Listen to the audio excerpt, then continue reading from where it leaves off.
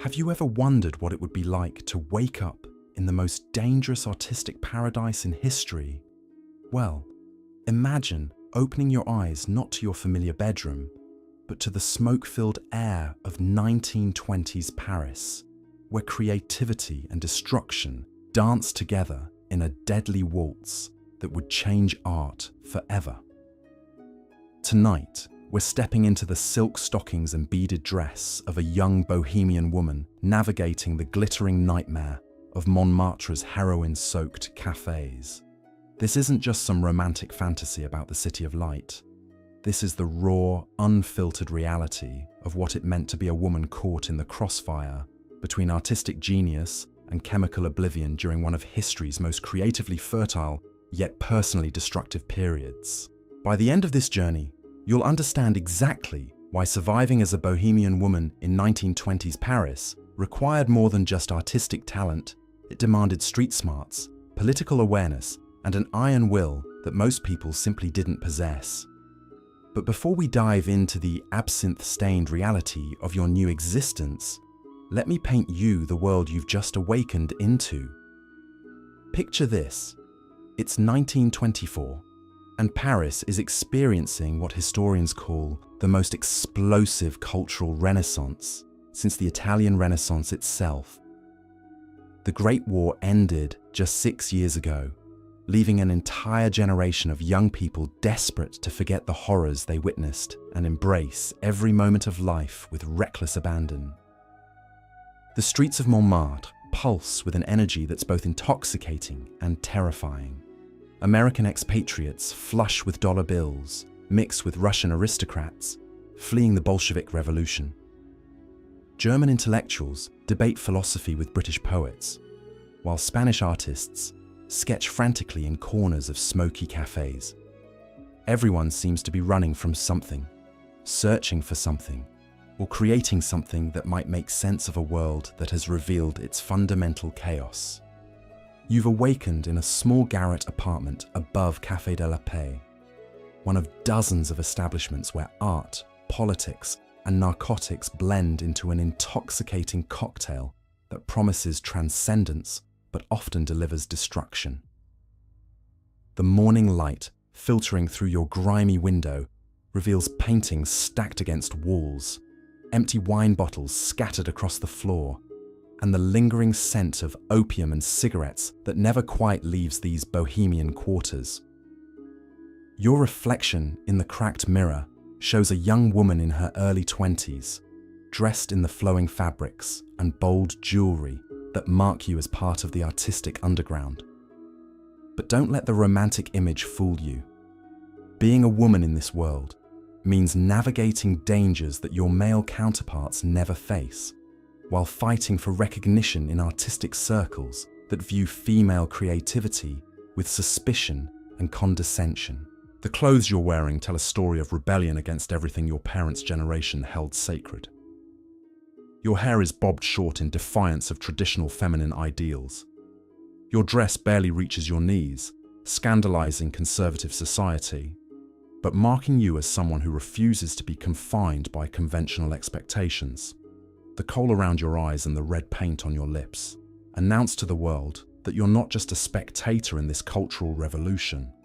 You're an active participant, willing to pay whatever price artistic authenticity demands. But here's what the romantic histories don't tell you about being a Bohemian woman in 1920s Paris. Your artistic ambitions exist in constant tension with the reality that women, no matter how talented, are still viewed primarily through the lens of their relationships with men. The same society that celebrates artistic rebellion still expects women to find their ultimate fulfillment through marriage and motherhood. You're walking a tightrope between creative independence and social acceptability that could snap at any moment. The financial reality of your situation is even more precarious than your social standing. While wealthy American and British expatriates can afford to play at bohemian poverty, you're experiencing the real thing. Your income depends on selling paintings to tourists, modeling for other artists, or finding patrons willing to support your work in exchange for companionship that may or may not remain purely artistic. Every decision about where to live, what to eat, and how to spend your time is filtered through the constant pressure of economic survival.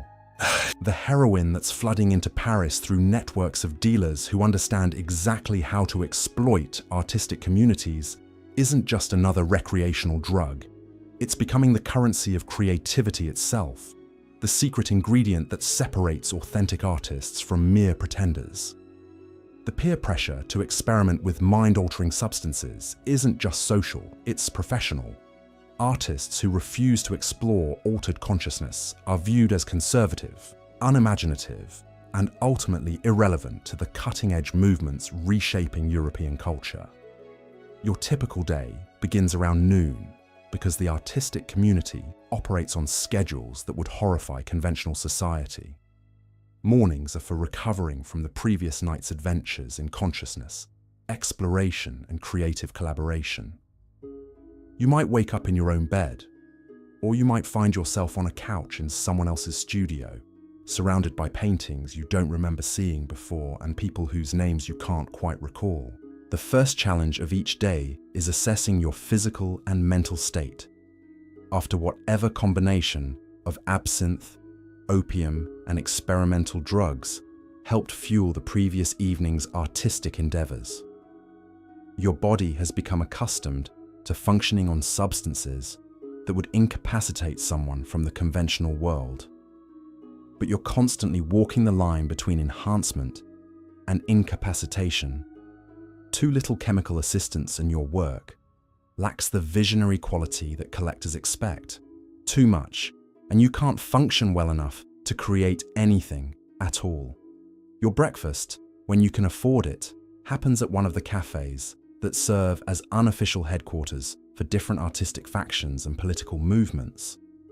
These establishments aren't just places to eat and drink. They're centers of intelligence gathering where you learn which galleries are showing new work, which patrons are looking for artists to support, and which creative collaborations might offer opportunities for advancement or disaster.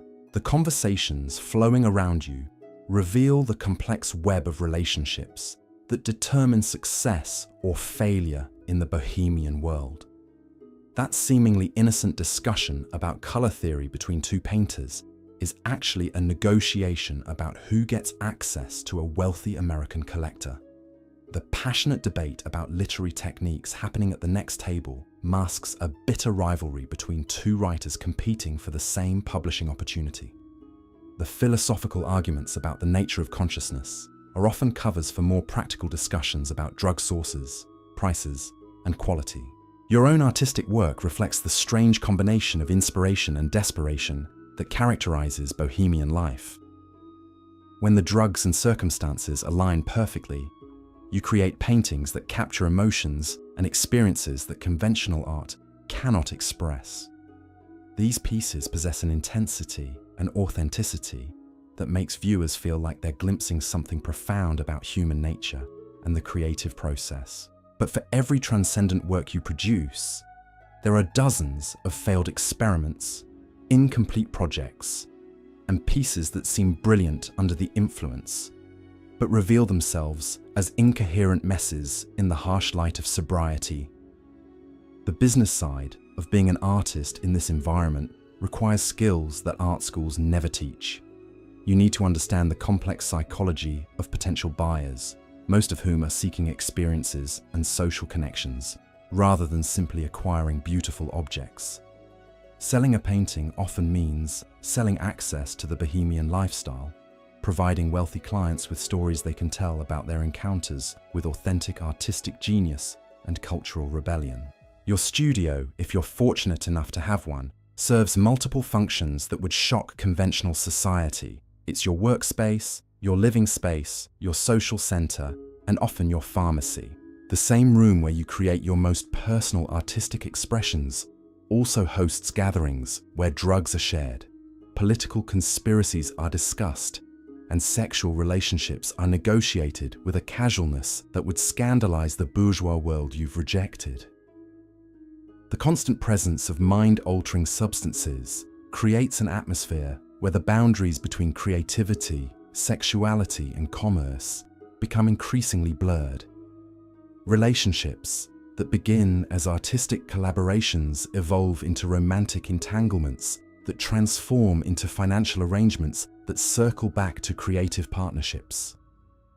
The same person might be your lover, your drug supplier, your artistic mentor, and your economic lifeline, creating dependencies that are simultaneously liberating and imprisoning. Your evening routine revolves around the café society that gives Montmartre its reputation as the center of European Bohemian culture. These aren't casual social gatherings, but carefully orchestrated performances where every participant is simultaneously audience and actor. Your choice of clothes, your selection of companions, and your participation in conversations are all strategic decisions that can advance or destroy your reputation within the artistic community. The drugs that flow through these evening gatherings aren't just recreational indulgences, but tools for artistic exploration and social bonding. Sharing opium or experimenting with new chemical combinations creates intimacies and shared experiences that bind people together in ways that conventional friendships cannot match. But these chemical bonds are also fragile and unpredictable, capable of transforming trusted friends into dangerous enemies when circumstances change or supplies become scarce. Your survival in this world depends on developing an almost supernatural ability to read people, situations, and social dynamics with accuracy that can mean the difference between opportunity and catastrophe. The same charming intellectual who offers to introduce you to influential collectors might be planning to exploit your work for his own benefit. The generous patron who provides financial support might expect forms of gratitude that compromise your artistic independence. The fellow artist who shares drugs and intimate conversations might be gathering information to use against you in future competitive situations. But despite all these dangers and complexities, there's something about this life that makes conventional existence seem colorless and meaningless by comparison. The intensity of experience, the constant possibility of breakthrough discoveries, and the sense of participating in historical transformation create an addiction that's more powerful than any chemical substance. You're not just living your life, but actively creating culture that will influence generations of future artists and thinkers. The question that haunts your quieter moments is whether this lifestyle is sustainable, or if you're slowly consuming yourself in service of artistic authenticity that might ultimately prove to be an elaborate form of self-destruction. Every morning brings evidence of friends who have crossed the line from creative exploration into complete dissolution, their talents consumed by the same forces that once fueled their greatest achievements. The reality you're now living reveals itself most starkly during those pre-dawn hours when the chemical fog lifts and you're left alone with the consequences of your choices. Your hands, once steady enough to capture the finest details in your paintings, now shake with a tremor that betrays your body's growing dependence on substances that were supposed to free your creativity, not enslave it. The mirror reflects back hollow cheeks and dark circles that no amount of kohl can disguise, physical evidence of a lifestyle that burns through human vitality like a candle flame consuming wax. Your artistic output has become a barometer of your descent into this world of beautiful destruction. The paintings you created during your first months in Paris possessed a raw energy that gallery owners couldn't ignore. Critics used words like revolutionary and transcendent to describe work that seemed to channel experiences beyond ordinary human consciousness. But as your chemical experimentation has deepened, your art has become increasingly erratic, oscillating between moments of genuine brilliance and periods of complete creative paralysis that leave you staring at blank canvases for hours without producing a single meaningful brushstroke. The economics of your situation have grown more desperate with each passing month.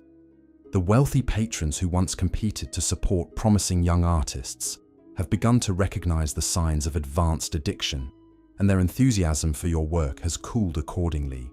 They're seeking the excitement of supporting authentic Bohemian culture, not the uncomfortable responsibility of enabling someone's systematic self-destruction. Your paintings now sell for a fraction of their former prices. And even those reduced sales happen less frequently as word spreads through collector networks about your increasing unreliability. Your living arrangements reflect this downward spiral in ways that would have been unimaginable when you first arrived in Paris with dreams of artistic glory. The charming garret apartment has been replaced by a series of increasingly squalid accommodations shared with other artists whose careers have followed similar trajectories. Your current room in a crumbling building near the cemetery is barely large enough for a mattress and easel, with walls so thin that you can hear every conversation, argument, and creative breakdown happening in neighboring spaces. The social dynamics of Bohemian Paris reveal their darker aspects as your circumstances deteriorate. Friends who once celebrated your artistic vision now avoid you, not out of cruelty, but out of self-preservation instincts that recognize how addiction can spread through social networks like a contagious disease. The cafés that once welcomed your presence now view you with suspicion, aware that desperate artists can become unpredictable liabilities who might create scenes that drive away paying customers. Your romantic relationships have become increasingly transactional, reflecting the brutal reality that love and artistic collaboration cannot survive the constant pressure of financial desperation and chemical dependency. The passionate affairs that once seemed to embody the bohemian ideal of free love have been replaced by calculated arrangements where affection is exchanged for drugs, shelter, or access to potential buyers for your increasingly unmarketable artwork. The daily routine that once felt like an adventure in conscious living has become a grinding cycle of maintenance activities designed to stave off withdrawal symptoms while preserving enough functionality to continue creating work. You've learned to time your chemical intake with precision, using just enough heroin to prevent the shaking and nausea that would make painting impossible, but not so much that you lose the manual dexterity required for detailed artistic work. Your interactions with the drug dealers who supply the bohemian community have revealed the sophisticated business networks that profit from artistic ambition and creative desperation. These aren't the crude criminals that conventional society imagines, but cultured individuals who understand art, philosophy, and human psychology well enough to position themselves as essential partners in the creative process rather than mere suppliers of illegal substances. The most successful dealers have cultivated reputations as patrons of the arts, hosting salons where they display work by their artist clients while facilitating the chemical experiences that fuel continued creativity.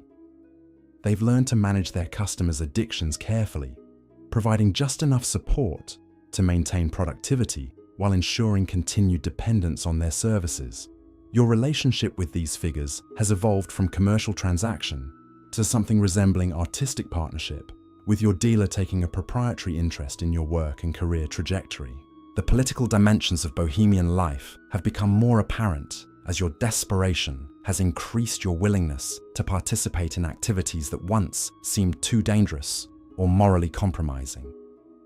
The same cafes that host artistic discussions also serve as meeting places for anarchists, communists, and other radical groups whose revolutionary rhetoric provides intellectual justification for the lifestyle choices that are systematically destroying your health and career prospects.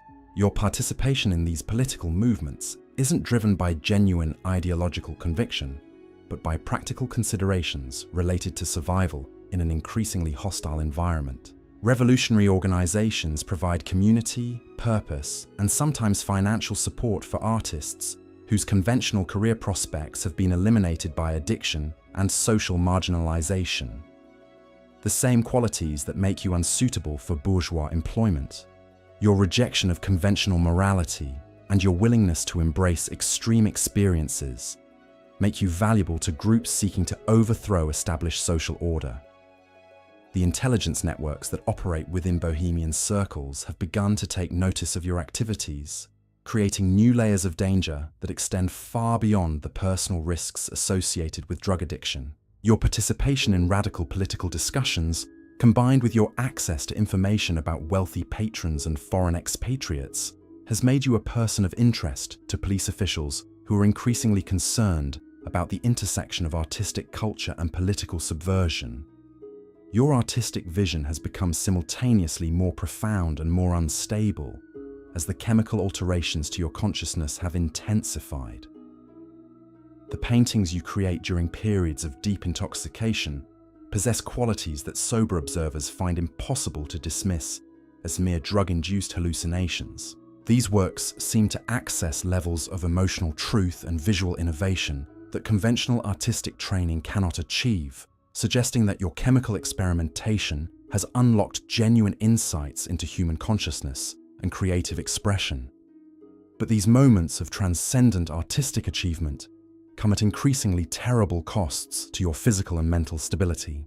The periods between successful creative sessions have become longer and more torturous, filled with anxiety, depression, and creative paralysis that make you question whether your artistic gifts are worth the price you're paying to access them.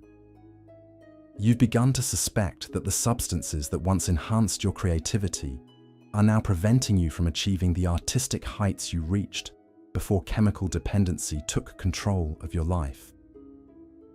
The question of whether you can survive this lifestyle long enough to fulfill your artistic potential has become the central tension defining your existence. Every day brings evidence of talented individuals whose stories serve as cautionary tales about the ultimate consequences of pursuing artistic authenticity through chemical enhancement. Some have died from overdoses, others have been committed to asylums, and a few have simply disappeared from the artistic community entirely. Their fates unknown, but probably tragic. Your awareness of these cautionary examples hasn't provided you with the motivation necessary to change course, because the alternative, returning to conventional society and abandoning your artistic ambitions, seems like a form of death that's even more terrifying than the physical risks associated with continued drug use. The Bohemian lifestyle has become your entire identity, and losing it would mean losing everything that makes you feel like a significant human being, rather than just another anonymous individual struggling to survive in an indifferent world.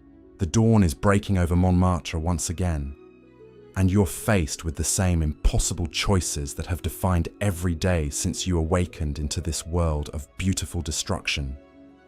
The heroin that promised to unlock your creative potential has become the prison that may ultimately consume everything you hoped to achieve. But somewhere in the chemical haze and artistic desperation, there's still a spark of the vision that brought you to Paris in the first place, waiting to discover whether genius and self-destruction are truly inseparable, or if there might still be a path toward creative fulfillment that doesn't require sacrificing your humanity in the process. The weight of this realization settles over you, like the heavy velvet curtains that separate your world from the daylight reality beyond these walls. You've become a case study in the very phenomenon you once observed with detached fascination, watching other artists spiral into dependency while believing your own superior intelligence and artistic vision would protect you from similar fate. The irony tastes bitter as yesterday's absinthe, mixed with the metallic flavor of blood from lips you've bitten too hard during withdrawal tremors. Your morning ritual has evolved into a complex choreography of damage control and preparation for another day of walking the razor's edge between functional creativity and complete collapse. The face staring back from your cracked mirror belongs to someone you're not sure you recognize anymore. The bold confidence that once defined your features has been replaced by a haunted quality that speaks of experiences no amount of artistic training could have prepared you for. The letters from home, when they arrive, serve as painful reminders of the life you abandoned in pursuit of artistic authenticity. Your family's concerned inquiries about your health and happiness reveal how completely you've severed connections with anyone who might provide alternatives to this increasingly destructive path. Their offers of financial support and pleas for you to return home represent safety nets you've burned in service of maintaining credibility within artistic circles that now view you with mixture of pity and professional concern. Your fellow artists have begun to treat you with the careful distance reserved for someone whose trajectory serves as uncomfortable reminder of their own potential fate. The conversations that once flowed freely about technique, inspiration, and artistic philosophy now carry undercurrents of judgment and self-preservation. Nobody wants to be associated too closely with someone whose decline might reflect poorly on their own artistic integrity or professional prospects.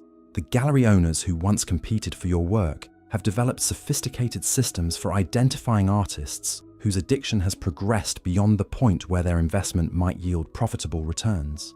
They've learned to recognize the telltale signs, the slight tremor in handwriting when signing contracts, the increasingly erratic quality of work that swings between brilliance and incomprehensible chaos, the growing desperation that makes artists willing to accept any terms rather than face the possibility of no sale at all. Your creative process has become hostage to chemical availability and timing in ways that would have horrified your former self. The spontaneous inspiration that once struck at any hour now requires careful orchestration of substances, setting, and mental preparation that transforms art making from natural expression into elaborate ritual. You've learned to recognize the narrow window of optimal intoxication, where your hand remains steady enough for detailed work, while your consciousness has been altered enough to access the visionary states that produce your most compelling pieces. The collectors who still purchase your work have become connoisseurs of artistic desperation, drawn to paintings that capture authentic experiences of suffering and transcendence that more stable artists cannot access or convincingly simulate. They speak of your work with reverence reserved for religious artifacts, describing canvases that seem to bleed real emotion and visual experiences that transport viewers into altered states of consciousness without chemical assistance. But these collectors also represent a form of exploitation that you're increasingly aware of, but powerless to resist. They're purchasing pieces of your soul, literally profiting from your systematic self-destruction while maintaining comfortable distance from the human costs. Their patronage enables your paintings have become commodified suffering, transformed into luxury goods that allow wealthy individuals to experience the romance of artistic torment without accepting any responsibility for the conditions that produce such work.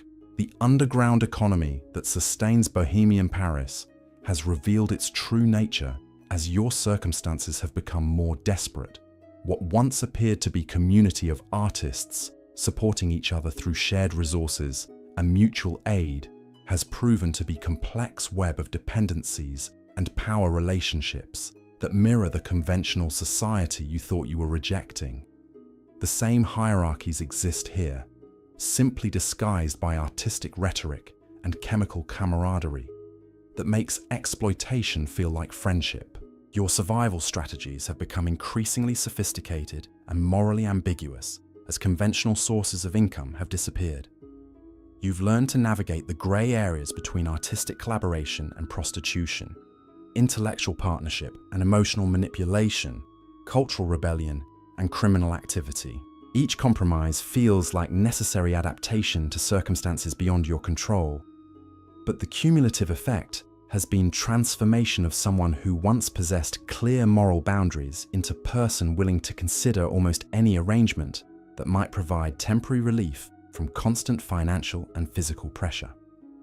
The medical realities of your situation have become impossible to ignore as your body begins to rebel against treatment.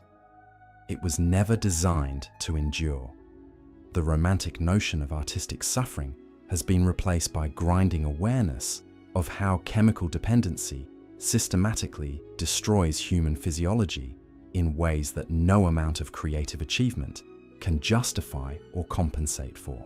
Your hands, once your most valuable tools, now shake uncontrollably during withdrawal periods that make detailed artistic work impossible. Your teeth have begun to loosen and discolor. Your skin has developed unhealthy pallor that no amount of cosmetics can disguise. And your digestive system has become so compromised that maintaining adequate nutrition requires constant attention and resources you can rarely afford. The Bohemian lifestyle that once seemed to offer unlimited freedom has revealed itself as a form of imprisonment more complete than any conventional social constraint you originally sought to escape. The intellectual stimulation that initially drew you to these circles has been replaced by conversations that circle endlessly around topics of supply, quality, and access to substances that have become more important than any artistic or philosophical concern. The brilliant debates about consciousness, creativity, and cultural revolution have devolved into practical discussions about dealers, prices, and techniques for managing withdrawal symptoms while maintaining enough functionality to continue earning money through whatever means remain available. Your romantic relationships have become casualties of this transformation, unable to survive the constant pressure of addiction that makes genuine intimacy impossible. Love requires vulnerability and emotional availability that chemical dependency systematically destroys, replacing authentic connection with transactions based on mutual need for drugs, money, or temporary relief from isolation that addiction inevitably creates. The passionate affairs that once embodied Bohemian ideals of free love have been replaced by arrangements that serve primarily practical functions, related to survival rather than emotional fulfillment. The seasonal rhythms that once marked a natural progression of time have been replaced by cycles of chemical availability and withdrawal that create their own temporal reality disconnected from external world. Your calendar is marked not by holidays or artistic deadlines, but by patterns of supply and demand that determine when you can work, when you must rest, and when you're forced to spend precious resources on substances rather than food, shelter, or art supplies. The philosophical questions that once seemed so important about the nature of consciousness, the purpose of art, and the meaning of authentic existence have been reduced to more immediate concerns about physical survival and maintaining just enough functionality to continue participating in artistic community that represents your only remaining source of identity and purpose. The grand theories about creativity and chemical enhancement have been replaced by practical knowledge about managing addiction while preserving whatever fragments of talent remain accessible. Your studio space has become shrine to this transformation, filled with evidence of both your artistic achievements and your systematic decline. Brilliant paintings hang next to incomplete works abandoned when withdrawal symptoms made continued effort impossible. Art supplies purchased during periods of relative prosperity sit unused beside makeshift drug preparation equipment that has become as essential as brushes and paints for your daily routine. The future that once seemed unlimited with possibilities for artistic growth and cultural influence has contracted to immediate concerns about surviving each day while maintaining enough creative capacity to justify continued existence within community that no longer offers sanctuary, but rather serves as an elaborate trap disguised as artistic paradise. The dawn light filtering through your grimy window illuminates a truth you've been avoiding for months. This isn't just about artistic exploration anymore. You've become part of a machine, a system that feeds on creative souls and spits out hollow shells wrapped in bohemian rhetoric. The realization hits you with the force of cold absinthe on an empty stomach, leaving you nauseous and trembling in ways that have nothing to do with withdrawal. Your morning routine now includes checking which friends are still alive. The obituaries in the artistic community aren't published in newspapers, but whispered through cafe networks, passed along with the same casual efficiency used to share information about new drug shipments or gallery openings. Marie-Claire overdosed last Tuesday. Antoine hasn't been seen in a week, and his landlord found paintings scattered across his floor like fallen leaves. Simone was committed to an asylum after being found painting with her own blood, convinced that only authentic bodily fluids could capture the essence of human suffering. These aren't distant tragedies, but immediate warnings about your own trajectory. Each name represents someone who started exactly where you began, filled with artistic ambition and convinced their superior talent would protect them from the fate that claimed lesser artists. The mathematical progression is undeniable. First you experiment, then you require, then you depend, then you disappear. You're currently somewhere between stages 3 and 4, watching the ground rush toward you while still believing you might somehow learn to fly. The psychological manipulation that sustains this world has become visible to you in ways that would have seemed impossible during your early months of intoxicated bliss. The dealers aren't just selling drugs, they're selling identity, community, and purpose to people whose conventional support systems have been systematically destroyed. They understand that addiction to substances is temporary compared to addiction to the lifestyle, the social connections, and the artistic validation that makes normal existence seem colorless and meaningless. Your dealer, Henri, exemplifies this sophisticated approach to human exploitation. He speaks fluent German, quotes Baudelaire from memory, and maintains detailed knowledge about contemporary artistic movements that allows him to discuss your work with genuine insight and appreciation. His apartment doubles as an informal gallery where he displays pieces created by his clients, creating the illusion that he's a patron of the arts rather than someone who profits from systematic destruction of human potential. Henri's business model depends on maintaining his customers at precisely the right level of dependency. Too little addiction, and they might develop independence that threatens his control. Too much, and they become unreliable sources of revenue who produce unmarketable work. He's learned to calibrate his product and pricing to keep artists functioning just above the threshold of complete collapse, maximizing both their productivity and their dependence on his services. The conversations you have with Henri reveal the cold calculation behind his cultivated persona of artistic sophisticate. He discusses your paintings with enthusiasm that feels genuine until you realize he's actually evaluating their market potential and adjusting his treatment of you based on assessments of your future earning capacity. When your work was selling well, he offered credit and premium quality drugs. As your market value has declined, his terms have become increasingly harsh and his product increasingly adulterated with substances that provide less relief while creating greater dependency. Your fellow artists have become unwilling participants in this economic ecosystem, competing for Henri's favor and access to higher quality drugs through artistic production that's increasingly evaluated by commercial rather than creative criteria. The community that once seemed to represent rejection of bourgeois values has revealed itself as marketplace, where human creativity is commodified more brutally than in any conventional business environment you originally sought to escape. The political discussions that once seemed so revolutionary now appear as elaborate forms of entertainment designed to make participants feel intellectually sophisticated while distracting them from the reality of their systematic exploitation. The anarchist rhetoric about overthrowing capitalist systems rings hollow when you realize that the Bohemian community operates according to economic principles that are more ruthlessly capitalistic than anything found in conventional society.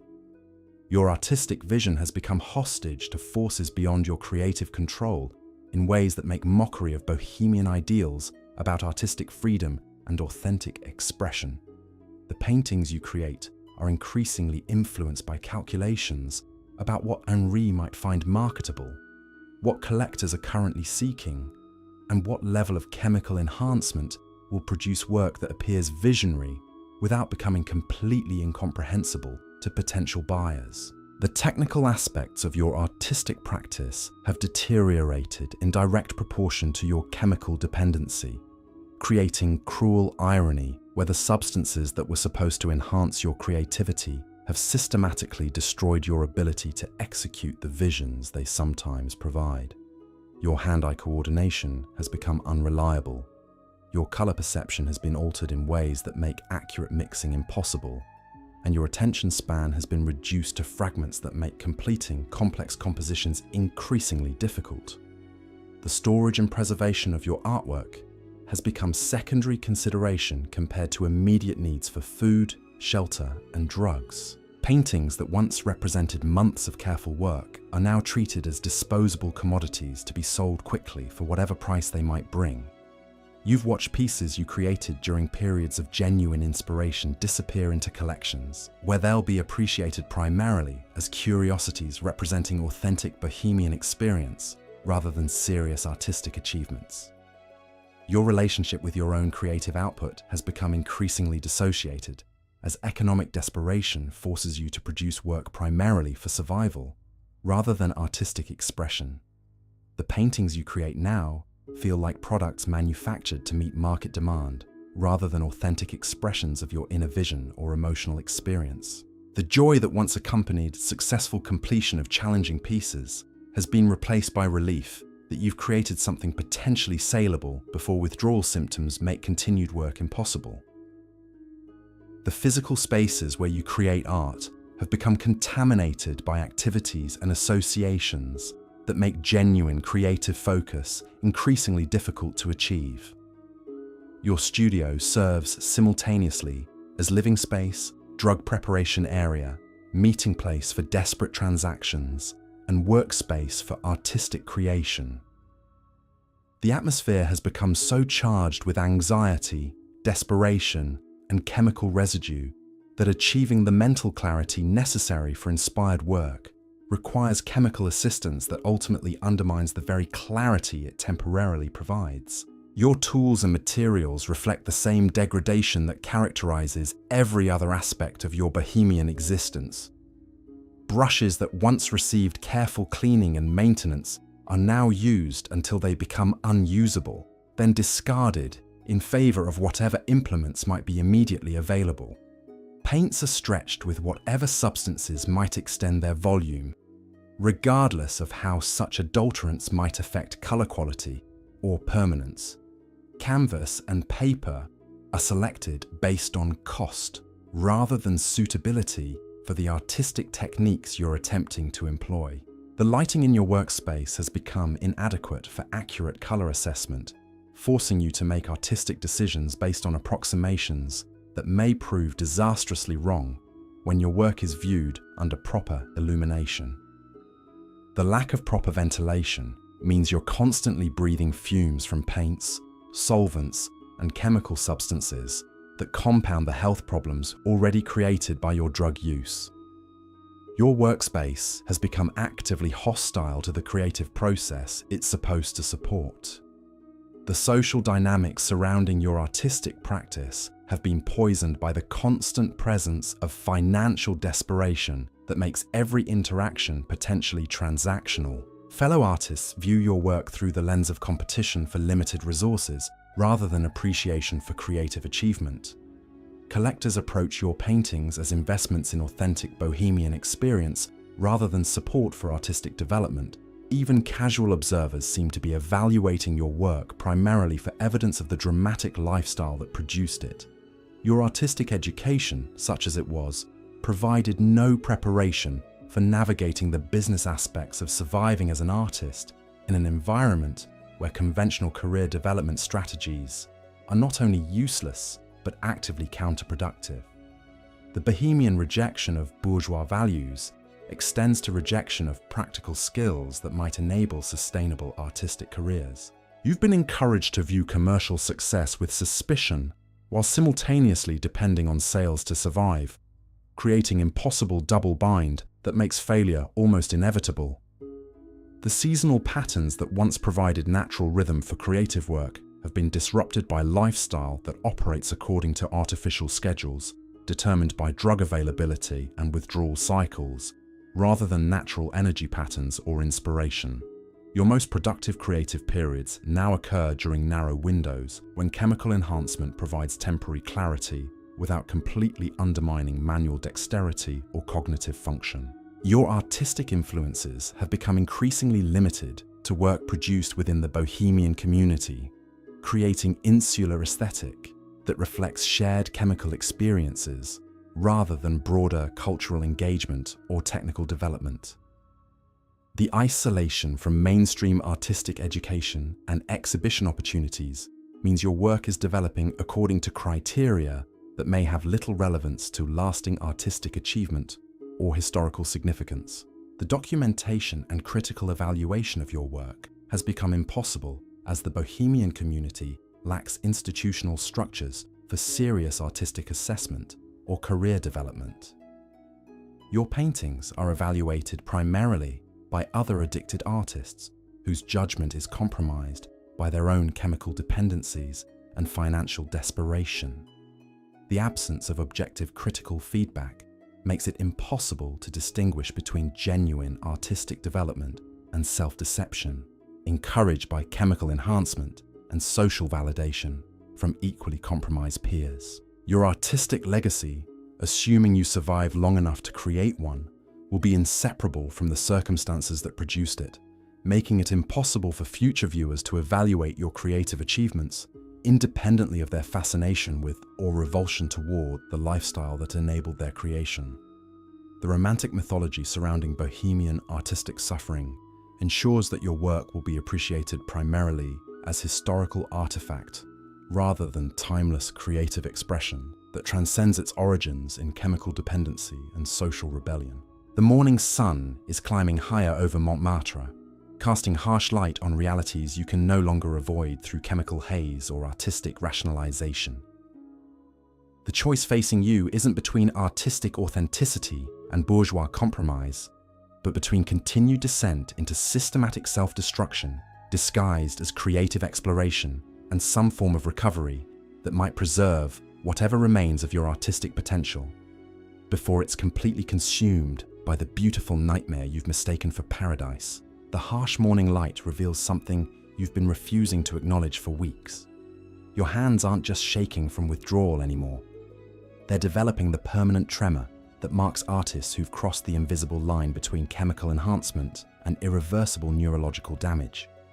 The fine motor control that once allowed you to capture the delicate interplay of light and shadow in your portraits has been replaced by movements so erratic that even basic sketching requires multiple attempts to achieve acceptable results.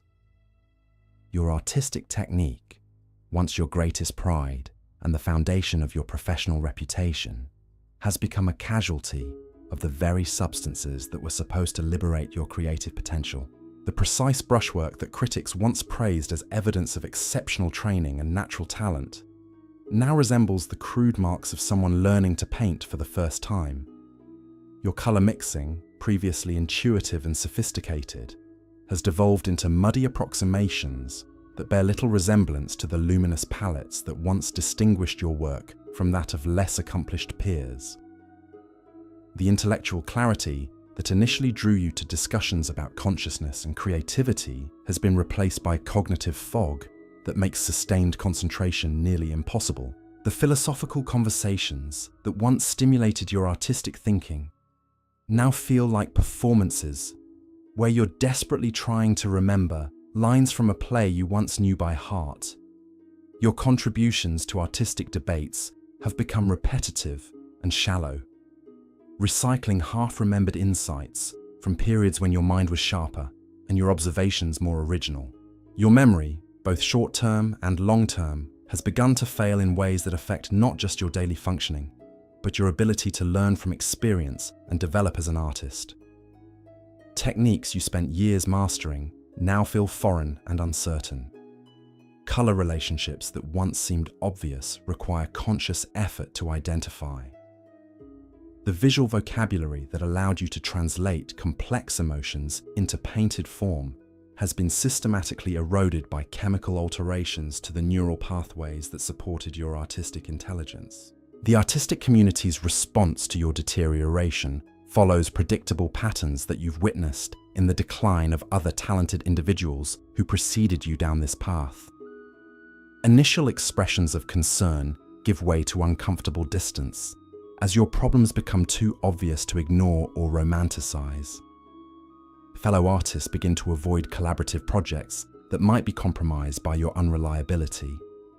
Gallery owners stop returning your calls. Collectors who once competed for your work develop sudden amnesia about their previous enthusiasm for your artistic vision.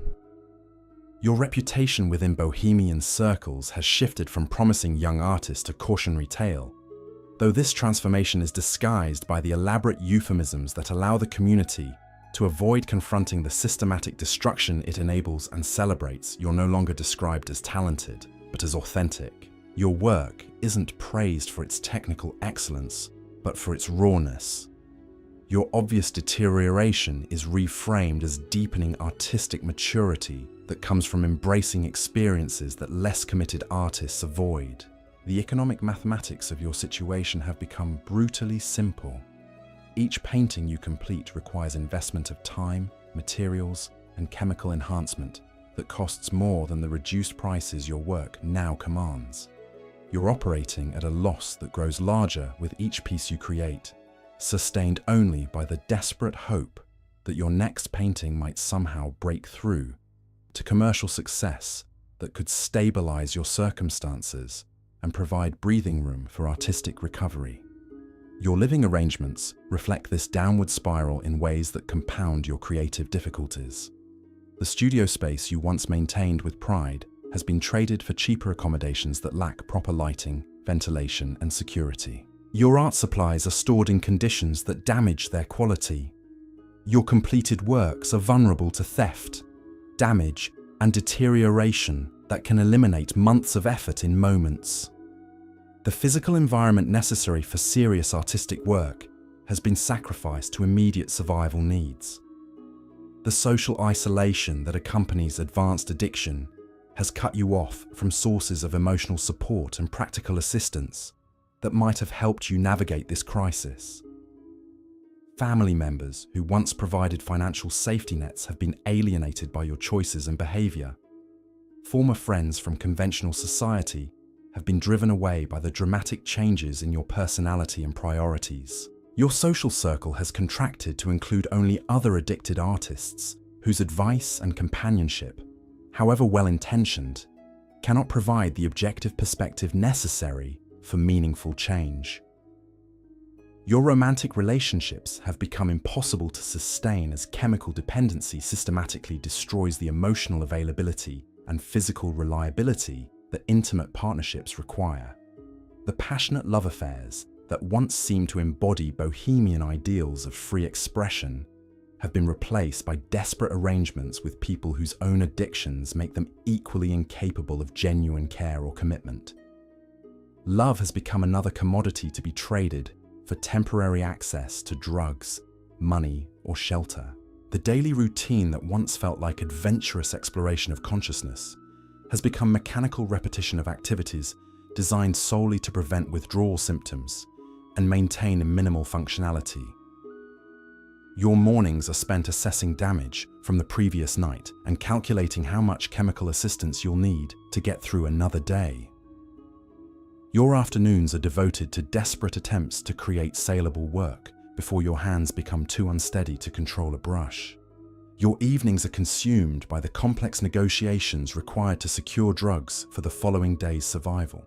The artistic vision that brought you to Paris has been gradually replaced by practical concerns about maintaining enough stability to continue participating in a lifestyle that no longer offers creative fulfillment but has become your only source of identity and social connection. Your paintings now serve primarily as evidence that you're still functioning rather than expressions of genuine artistic insight or emotional truth. The gap between what you once hoped to achieve and what you're actually creating has become so vast that acknowledging it threatens the psychological defenses that make continued existence bearable. Your physical health has deteriorated to the point where ignoring medical reality requires conscious effort and elaborate self-deception. Your weight has dropped below levels that can sustain normal physiological function. Your skin has developed the grayish pallor that marks advanced malnutrition and systemic toxicity. Your teeth are loosening, and your hair is falling out in quantities that cannot be attributed to artistic stress or bohemian lifestyle choices. Your body is sending unmistakable signals that the chemical experiments you've been conducting are approaching fatal conclusions. The medical care available to you consists primarily of other addicted artists sharing folk remedies and dangerous advice based on their own desperate attempts to manage similar health crises. Professional medical treatment remains financially impossible and culturally suspect within a community that views conventional healthcare as evidence of bourgeois weakness and failure to embrace the authentic suffering that produces great art. The romantic notion of the tortured artist has become literal torture that serves no creative purpose. Your artistic materials have become makeshift and unreliable, as financial desperation forces you to substitute cheaper alternatives that produce unpredictable results. The paints you mix yourself using whatever pigments you can afford create colors that fade, separate, or change in ways that make your finished works unstable and potentially worthless over time. Your canvases are often recycled from previous paintings or constructed from materials never intended for artistic use. The technical foundation necessary for creating works that might survive long enough to establish lasting artistic reputation has been systematically undermined by economic necessity. The storage and preservation of completed works has become impossible, as your living situations become increasingly temporary and chaotic. Paintings that represent weeks of effort are damaged by improper storage, lost during frequent moves, or stolen by desperate neighbors who recognize their potential value. Your artistic output is being destroyed almost as quickly as you can create it, ensuring that even if you somehow achieve artistic breakthrough, the physical evidence might not survive to establish your reputation or provide financial stability. Your artistic development has stagnated as chemical dependency prevents the sustained effort and clear judgment necessary for technical growth or conceptual evolution. The skills that continue to improve in healthy artists through practice and experimentation have begun to atrophy in ways that may be irreversible. Your artistic education, such as it was, provided foundation for continued learning that has been systematically undermined by lifestyle choices that prevent the kind of focused study and disciplined practice that artistic mastery requires. The criticism and feedback that might help you identify problems and develop solutions comes primarily from other compromised artists whose judgment is equally affected by chemical dependency and financial desperation. The objective evaluation necessary for artistic growth is impossible within a community where everyone's survival depends on maintaining elaborate fictions about the benefits of systematic self-destruction disguised as creative exploration. Honest assessment of artistic quality becomes emotionally dangerous when it threatens the rationalizations that make continued existence psychologically bearable. Your artistic influences have become increasingly narrow and self-referential as isolation from mainstream cultural developments limits your exposure to new ideas and techniques. The broader artistic conversations happening in galleries, museums, and academic institutions remain inaccessible to someone whose lifestyle has placed them outside respectable artistic society. Your work is developing according to criteria established within an insular community whose aesthetic standards may have little relevance to lasting artistic achievement. The documentation of your artistic career has become non-existent as the Bohemian community lacks institutional structures for maintaining records or archives that might preserve evidence of significant creative developments. Your paintings disappear into private collections or underground markets where they cannot contribute to scholarly understanding of artistic movements or individual creative evolution. Your potential contribution to art history is being systematically erased by the same lifestyle that was supposed to liberate your creative potential. The morning shadows are growing shorter, and you realize that another day of difficult choices lies ahead. The substances that once promised to unlock unlimited creative potential have become prison bars that grow stronger with each passing day. The artistic community that seemed to offer sanctuary from conventional society has revealed itself as a elaborate trap that profits from the systematic destruction of the very creativity it claims to celebrate. Your reflection in the cracked mirror shows someone caught between two impossible alternatives. Continuing down this path leads to certain destruction, but the prospect of abandoning everything that has given your life meaning feels like a different kind of death. The Bohemian paradise has become a beautiful nightmare from which awakening might be more terrifying than remaining asleep. The choice that faces you isn't between success and failure, but between different forms of surrender to forces that were always more powerful than your individual will or artistic talent. The chemical haze that once seemed to reveal profound truths about consciousness and creativity now obscures the simple reality that survival requires acknowledging the difference between authentic artistic exploration and elaborate self-deception designed to justify systematic self-destruction. The morning light streaming through your grimy window illuminates not just the squalor of your immediate circumstances, but the brutal mathematics of a lifestyle that consumes more human potential than it creates, leaving behind romantic mythology built on the corpses of talents that might have flourished under different circumstances. The question that haunts this moment of unwelcome clarity isn't whether you can continue living this way, because the evidence suggests that you cannot. The question is whether enough of your original artistic vision and human dignity remains intact to attempt the almost impossible task of rebuilding a life that might still have room for creative expression that serves purposes beyond mere survival in a world that has revealed its fundamental indifference to individual human potential. The weight of this realization settles into your bones like the winter cold that seeps through the cracked walls of your garret. You've become a living experiment in the limits of human endurance, a test case for how much punishment the creative spirit can absorb before it breaks completely. The romantic notions about artistic suffering that once seemed so profound now taste like ashes in your mouth. Bitter reminders of how easily noble ideals can be twisted into justifications for systematic self-harm. Your morning routine has evolved into a complex ritual of assessment and preparation that would be comical if it weren't so desperate. You check your pulse, test your hand steadiness, evaluate your mental clarity, and calculate how much chemical assistance you'll need to function at even the most basic level. The mirror reflects back someone who has aged years in months, whose eyes hold knowledge that no art school could have taught, and no amount of success could justify acquiring. The technical aspects of your artistic practice have become exercises in adaptation and compensation rather than creative expression. You've learned to paint around your tremors, to work in shorter sessions before exhaustion overwhelms you, and to simplify compositions that once showcased your technical virtuosity.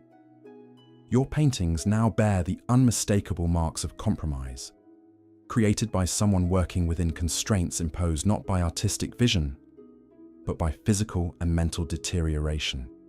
The gallery system that once seemed so important to your career ambitions has revealed itself as just another marketplace where human suffering is commodified and sold to collectors who prefer their art to come with authentic stories of destruction.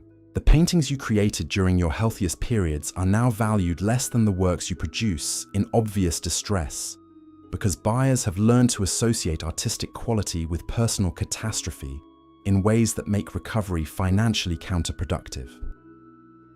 Your correspondence with the outside world has dwindled to nothing, as the gap between your current reality and the expectations of normal society has become impossible to bridge. The letters from home remain unopened because you lack the emotional strength to confront the concern and disappointment they contain. Your family's love, once a source of comfort and security, has become another form of pressure that you're too fragile to bear.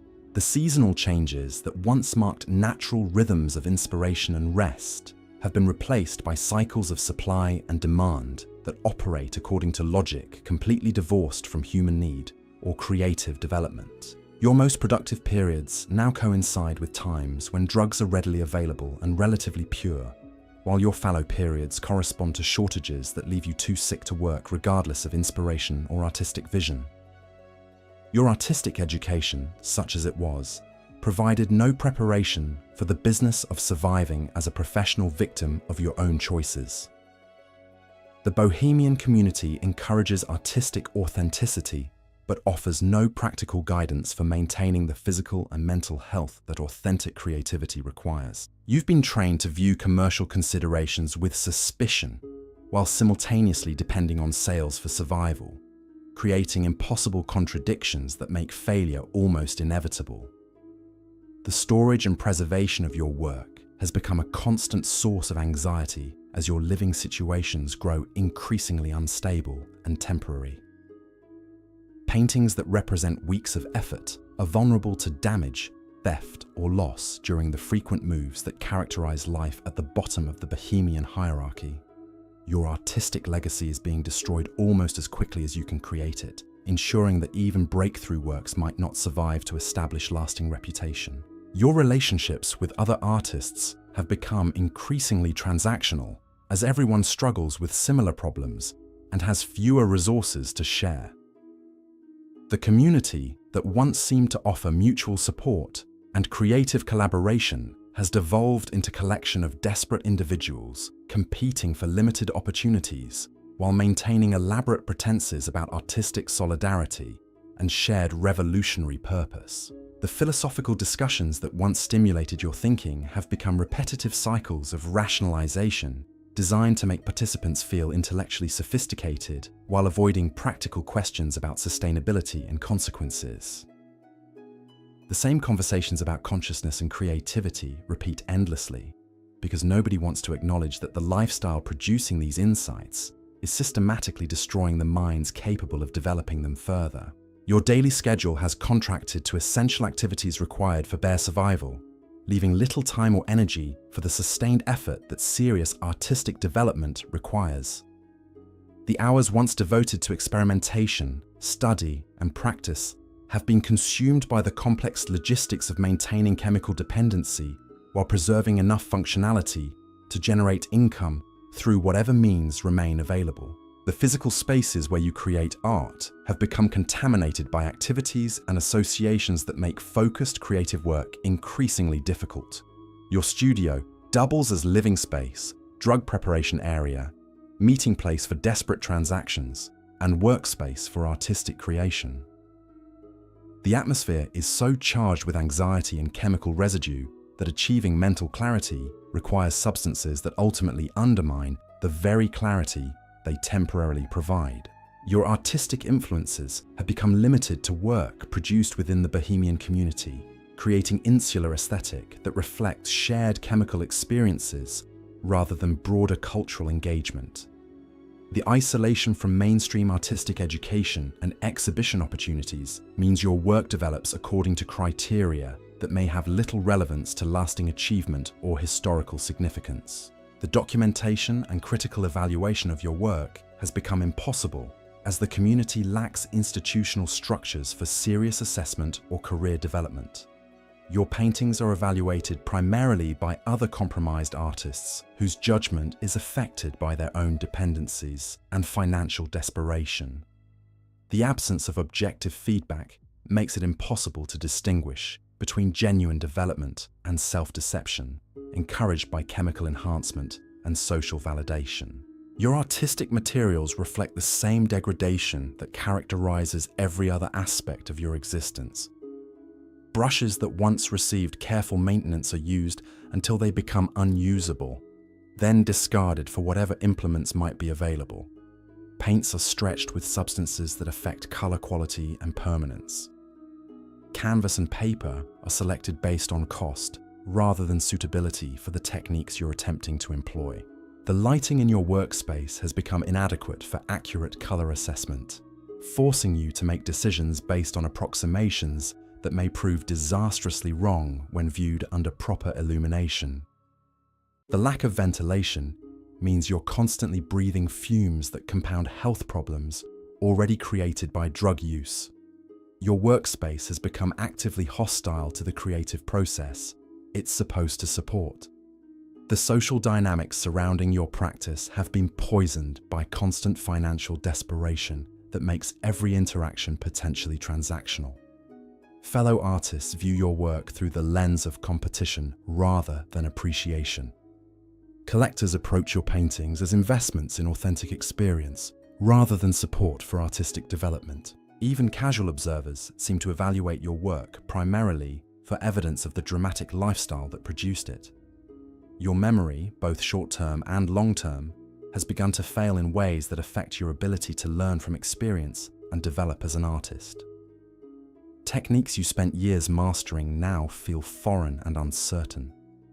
The visual vocabulary that allowed you to translate complex emotions into painted form has been systematically eroded by chemical alterations to neural pathways that supported your artistic intelligence.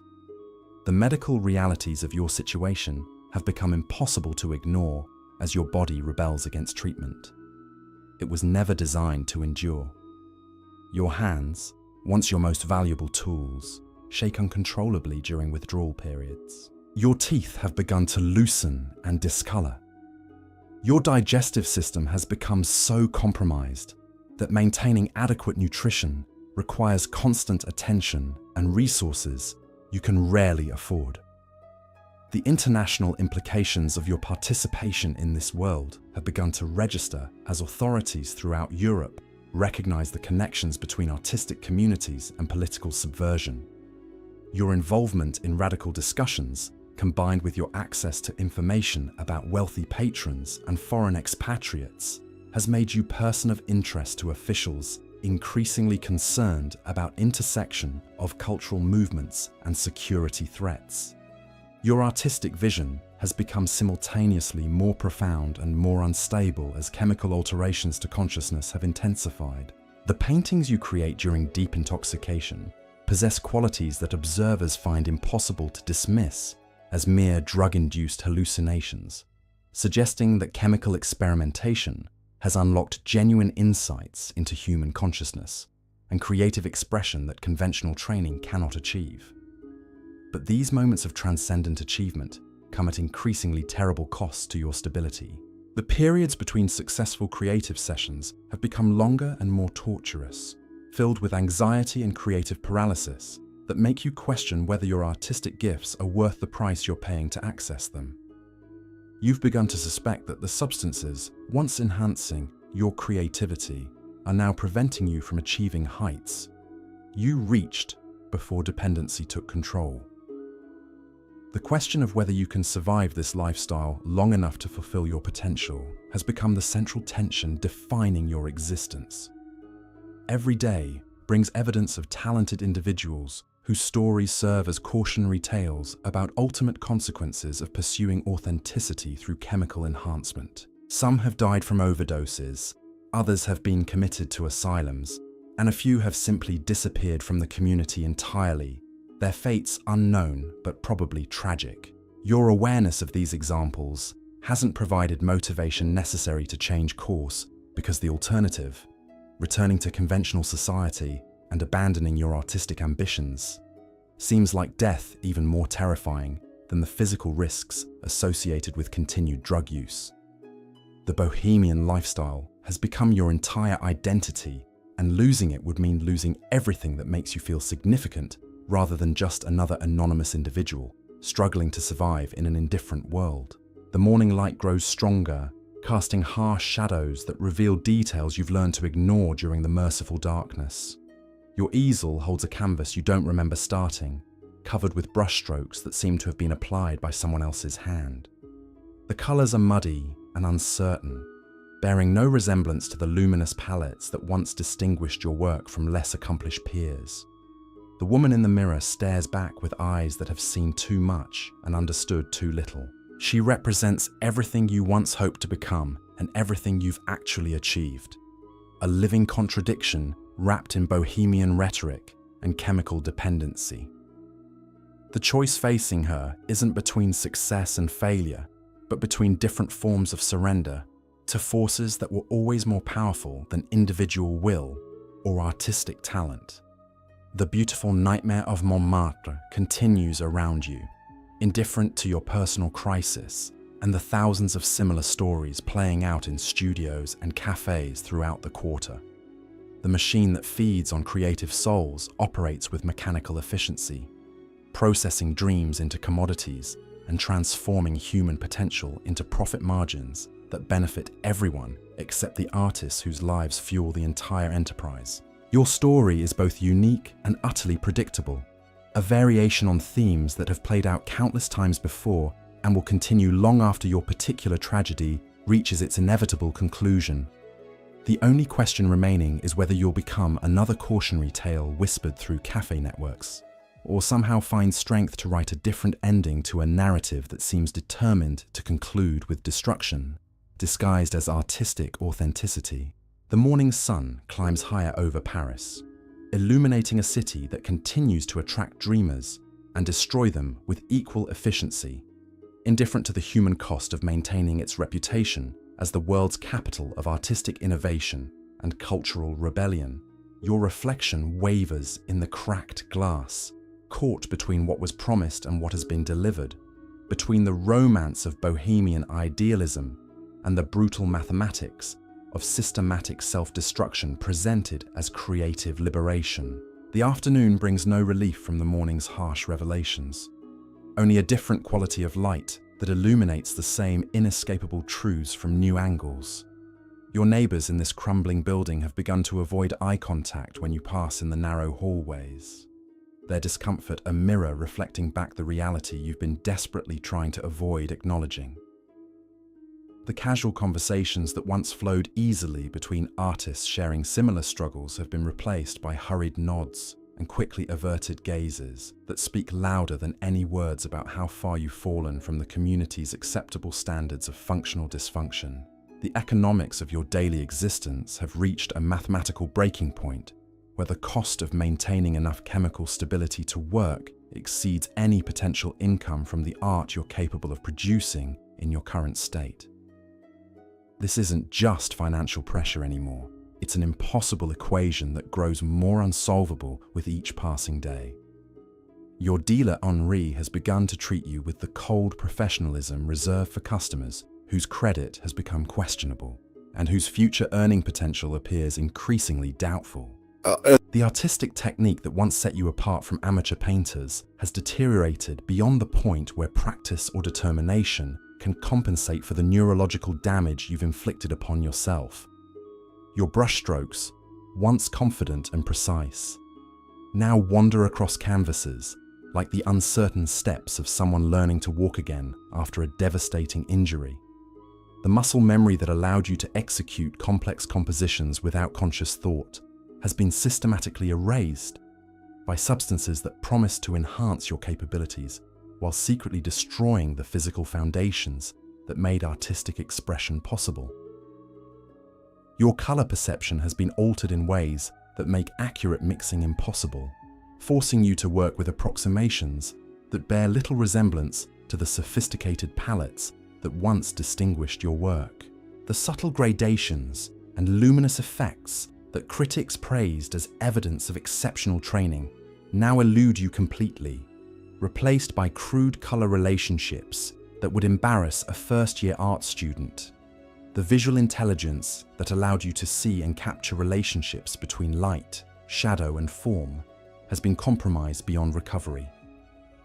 The intellectual clarity that once enabled you to engage in sophisticated discussions about artistic theory and cultural movements has been replaced by cognitive fog that makes sustained concentration nearly impossible. The philosophical insights that seemed so profound during your early experiments with consciousness expansion now feel like half-remembered fragments of someone else's thoughts, accessible only in brief moments between the crushing anxiety of withdrawal and the artificial euphoria of chemical relief. Your living space has devolved into something that would be unrecognizable to the ambitious young artist who first arrived in Paris with dreams of cultural revolution and creative breakthrough. The orderly studio where you once worked with methodical precision has been replaced by chaos that reflects your internal state more accurately than any self-portrait you could paint.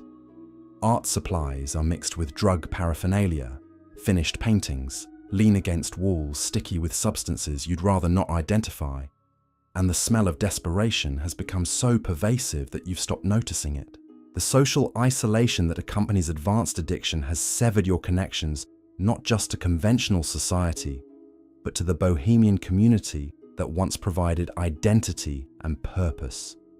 The artists who remain willing to associate with you are themselves so compromised by similar problems that their company offers no relief from your circumstances, only confirmation that you're not alone in your descent toward destruction. The conversations you share revolve endlessly around topics of supply, quality, and access to substances that have become more important than any artistic or philosophical concern. Your romantic relationships have become casualties of a transformation that makes genuine intimacy impossible. The emotional availability and physical reliability that partnerships require have been systematically destroyed by chemical dependency that reduces all human connections to transactions based on mutual need for drugs, money, or temporary relief from isolation. Love has become another commodity in an economy where everything is ultimately exchangeable for the substances that maintain your ability to function at even the most basic level. The physical symptoms of your lifestyle have progressed beyond the point where they can be disguised by cosmetics or dismissed as temporary side effects of artistic exploration. Your weight loss has become severe enough that clothes hang loose on a frame that seems to shrink daily. Your skin has developed the grayish pallor that marks advanced malnutrition and systemic toxicity. Your hair falls out in quantities that leave visible patches on your scalp, and your teeth have begun to loosen in ways that affect your ability to eat the limited food you can afford. The medical care available within the Bohemian community consists primarily of folk remedies and dangerous advice shared by other desperate individuals whose own health problems make them unreliable sources of guidance. Professional medical treatment remains financially impossible and culturally suspect within a community that views conventional healthcare as evidence of bourgeois weakness. The romantic notion of artistic suffering has become literal torture that serves no creative purpose while accelerating your physical deterioration. Your artistic output has become a grotesque parody of your former capabilities, created by someone whose technical skills have been systematically destroyed by the same substances that were supposed to unlock unlimited creative potential. The paintings you produce now bear little resemblance to the work that once earned critical praise and collector interest. They're crude approximations of artistic expression, created by hands that shake too violently for detailed work, and guided by vision compromised by chemical alterations to your nervous system. The storage and preservation of whatever work you do manage to complete has become impossible as your living situations grow increasingly temporary and chaotic. Paintings that represent days of effort are vulnerable to damage, theft, or loss during frequent moves necessitated by your inability to maintain stable housing. Your artistic legacy is being destroyed almost as quickly as you can create it, ensuring that even if you somehow produce breakthrough work, the physical evidence might not survive to establish lasting reputation. The gallery owners and collectors who once competed for your work have developed sophisticated systems for identifying artists whose addiction has progressed beyond the point where investment might yield profitable returns. They recognize the telltale signs of advanced dependency and adjust their interest accordingly, treating you with polite dismissal that's more devastating than outright rejection. Your market value has plummeted to levels that make survival through art sales mathematically impossible. The international implications of your participation in radical political discussions have begun to create additional layers of danger that extend far beyond personal health risks. Your involvement in anarchist gatherings, combined with your access to information about wealthy patrons and foreign expatriates, has attracted attention from police officials, increasingly concerned about connections between artistic communities and political subversion. The bohemian lifestyle that once seemed to offer unlimited freedom has revealed itself as a form of surveillance that makes you vulnerable to prosecution for activities you barely remember participating in. Your daily routine has contracted to essential activities required for bare survival, leaving no time or energy for the sustained effort that artistic development requires. Hours once devoted to experimentation, study, and practice have been consumed by complex logistics of maintaining chemical dependency while preserving enough functionality to generate income through whatever means remain available. The creative exploration that brought you to Paris has been replaced by mechanical repetition of survival strategies that grow less effective with each passing day. The philosophical questions that once seemed so important about consciousness, creativity, and authentic existence have been reduced to immediate concerns about preventing withdrawal symptoms and maintaining minimal functionality. The grand theories about artistic enhancement through chemical experimentation have been replaced by practical knowledge about managing addiction while preserving whatever fragments of talent remain accessible. During brief windows of relative stability, your correspondence with the outside world has ceased entirely, as the gap between your current reality and normal social expectations has become impossible to bridge. Letters from home remain unopened because you lack emotional strength to confront the concern and disappointment they contain. Your family's love has become another source of pressure that you're too fragile to bear. Another reminder of the life you've systematically destroyed in pursuit of artistic authenticity that has proven to be elaborate self-deception. The seasonal rhythms that once provided natural structure for creative work have been replaced by artificial cycles determined by drug availability and withdrawal patterns rather than inspiration or energy levels.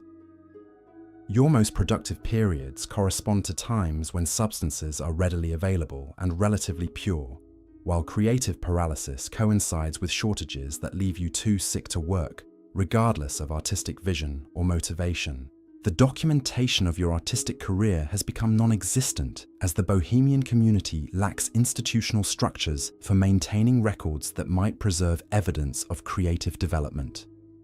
Your paintings disappear into underground markets where they cannot contribute to scholarly understanding of artistic movements or individual evolution.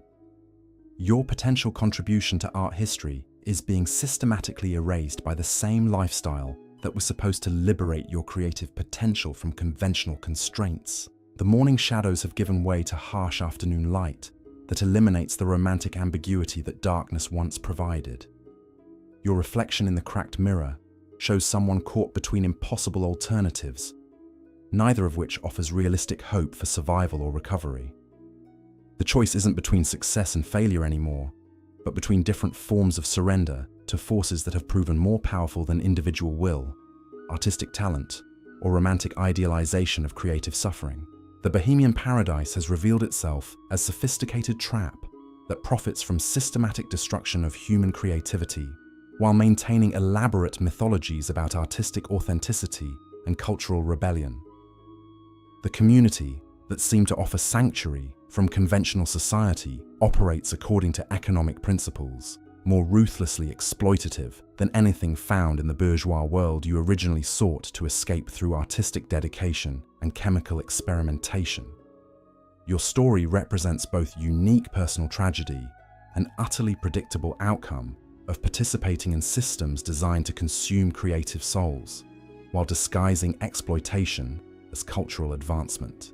The machine that feeds on artistic ambition operates with mechanical efficiency throughout Montmartre, processing dreams into commodities and transforming human potential into profit margins that benefit everyone except the artists whose lives provide fuel for the entire enterprise. The afternoon light continues to climb toward its peak intensity, promising evening shadows that will once again obscure the harsh realities that daylight reveals with such unforgiving clarity. But the temporary relief that darkness might provide cannot change the fundamental mathematics of a lifestyle that consumes more human potential than it creates. Leaving behind romantic mythology built on systematic destruction, presented as artistic liberation and cultural revolution that serves primarily commercial rather than creative purposes. The woman staring back from the cracked mirror embodies everything you once hoped to become and everything you've actually achieved. A living contradiction wrapped in bohemian rhetoric and chemical dependency that has transformed dreams of artistic greatness into nightmare of systematic self-destruction, disguised as authentic, creative exploration. The beautiful nightmare of Montmartre continues around you, indifferent to your personal crisis and the thousands of similar stories playing out in studios and cafés throughout the quarter. The evening approaches with the weight of accumulated choices pressing down, like the heavy air before a thunderstorm. Your fingers trace the outline of a letter that arrived weeks ago, the paper soft from repeated handling, but never opened, never read. The handwriting belongs to your mother. You recognize it even through the haze that clouds most recognition these days. Inside those folded pages lie words of concern, perhaps offers of help, maybe ultimatums about returning home to safety and conventional respectability that now seems as foreign as a language you once knew but have forgotten how to speak. The cafe below your window begins to fill with the evening crowd, their voices rising through the floorboards in languages you can identify but no longer follow with the intellectual precision that once made you feel cosmopolitan and sophisticated. German philosophers debate with Russian émigrés, while American expatriates laugh too loudly at jokes that probably aren't funny, their voices carrying the forced gaiety of people working hard to convince themselves they're having profound experiences rather than simply postponing inevitable reckonings with reality. Your evening routine has become a careful choreography of preparation and self-deception, each step designed to maintain the illusion that you're still participating in artistic life, rather than merely surviving it. You arrange your remaining paints with the same ritualistic precision once reserved for important creative sessions, though you know the tremor in your hands will make detailed work impossible, and the fog in your mind will prevent the sustained concentration that meaningful art requires. The mirror reflects back someone who has learned to apply makeup with the skill of a theatre performer, using rouge and powder to create the impression of health on features that tell a different story to anyone willing to look closely enough. The Bohemian aesthetic that once expressed rebellion against conventional beauty standards now serves primarily to disguise the physical evidence of systematic self-destruction that grows harder to conceal with each passing week. Your wardrobe has been reduced to garments that accommodate the dramatic weight loss while maintaining the flowing, artistic silhouette that marks you as part of the cultural underground. The beads and jewelry that once announced your rejection of bourgeois values now serve mainly to distract attention from the hollow cheeks and prominent bones that speak of malnutrition disguised as artistic dedication to higher spiritual pursuits than mere physical comfort. The preparations for evening social activities require increasingly complex calculations about chemical timing and dosage that would horrify your former self. The ambitious young woman who believed talent and determination were sufficient qualifications for artistic success. You've become an expert in managing multiple substances to achieve specific effects, balancing stimulation against sedation, euphoria against functionality, always walking the narrow line between enhancement and incapacitation. But your selection of which cafe to visit involves considerations that have nothing to do with artistic inspiration or intellectual stimulation, and everything to do with practical questions about where you're most likely to encounter potential buyers for whatever work you can produce, sources of chemical supplies, or opportunities for the kinds of transactions that keep you functioning at minimal levels while preserving the pretense of creative purpose. The evening conversations you participate in follow predictable patterns that repeat with mechanical regularity, like theatrical performances where everyone knows their lines but pretends each exchange is spontaneous and meaningful. Discussions about consciousness and creativity serve as elaborate codes for more practical negotiations about prices, quality, and availability of substances that have become more essential than food or shelter for maintaining your ability to function within this community. Your contributions to these conversations have become increasingly limited as cognitive deterioration makes sustained intellectual engagement nearly impossible. The philosophical insights that once earned you respect among serious artists have been reduced to recycled fragments of half-remembered ideas, delivered with diminishing conviction by someone who no longer believes in the premises underlying her own arguments about art and authenticity. The social dynamics you navigate each evening are poisoned by desperation that makes every interaction potentially exploitative. Fellow artists evaluate your remaining usefulness while maintaining facades of friendship and solidarity. Dealers assess your financial potential while posing as cultural sophisticates interested in supporting your artistic development. Collectors examine you like specimens representing authentic bohemian experience they can purchase and display in their conventional lives. Your artistic reputation has shifted from promising talent to tragic cautionary tale. Though this transformation is disguised by euphemisms that allow the community to avoid confronting the systematic destruction it enables and celebrates. You're no longer described as skilled, but as authentic. Your work isn't praised for technical excellence, but for rawness. Your obvious deterioration is reframed as deepening maturity that comes from embracing experiences less committed artists avoid. The financial mathematics of your evening activities have become brutally simple.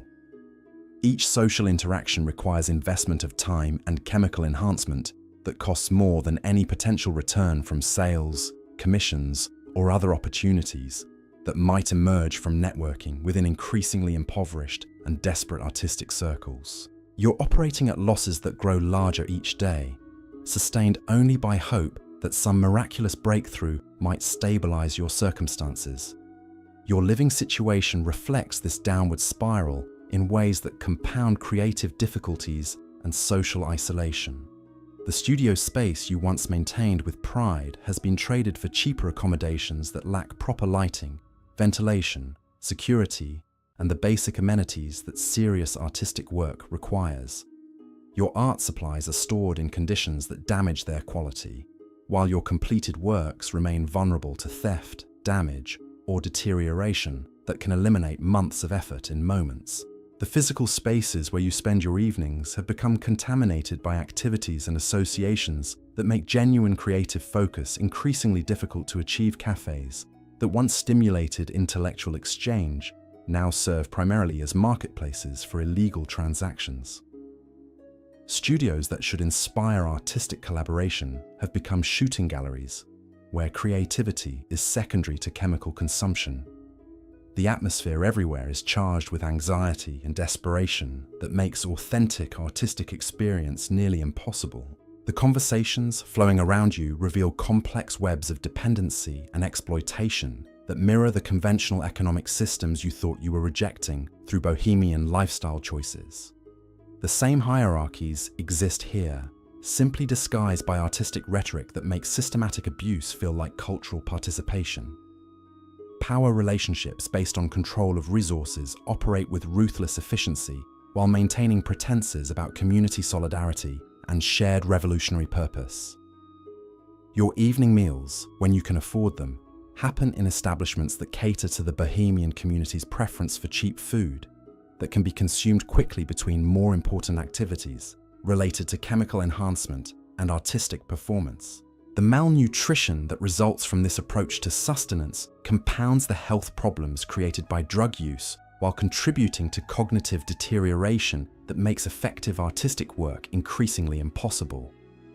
The romantic relationships you observe and occasionally participate in follow patterns of mutual exploitation, disguised as passionate artistic collaboration. Couples form alliances based on shared access to drugs rather than genuine affection, then dissolve when chemical supplies become scarce, or when one partner's deterioration makes them liability rather than asset. Love becomes another commodity in economy, where everything is ultimately exchangeable for substances that maintain minimal functionality. Your interactions with potential buyers require performances that grow more challenging as your ability to maintain convincing facades deteriorates. Collectors seeking authentic bohemian experience expect artists to embody romantic stereotypes about creative suffering while remaining functional enough to produce work they can display as evidence of their cultural sophistication. The balance between appearing authentically tortured and remaining commercially viable becomes impossible to maintain as real torture replaces theatrical suffering. The international dimensions of your evening activities expose you to risks that extend far beyond personal health concerns. The same gatherings that provide social connection and potential commercial opportunities also attract attention from authorities monitoring connections between artistic communities and political subversion.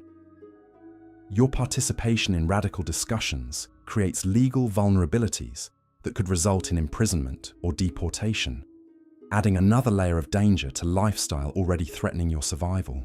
Your artistic vision has become simultaneously more intense and more unreliable as chemical alterations to consciousness have progressed beyond the point where enhancement remains distinguishable from impairment.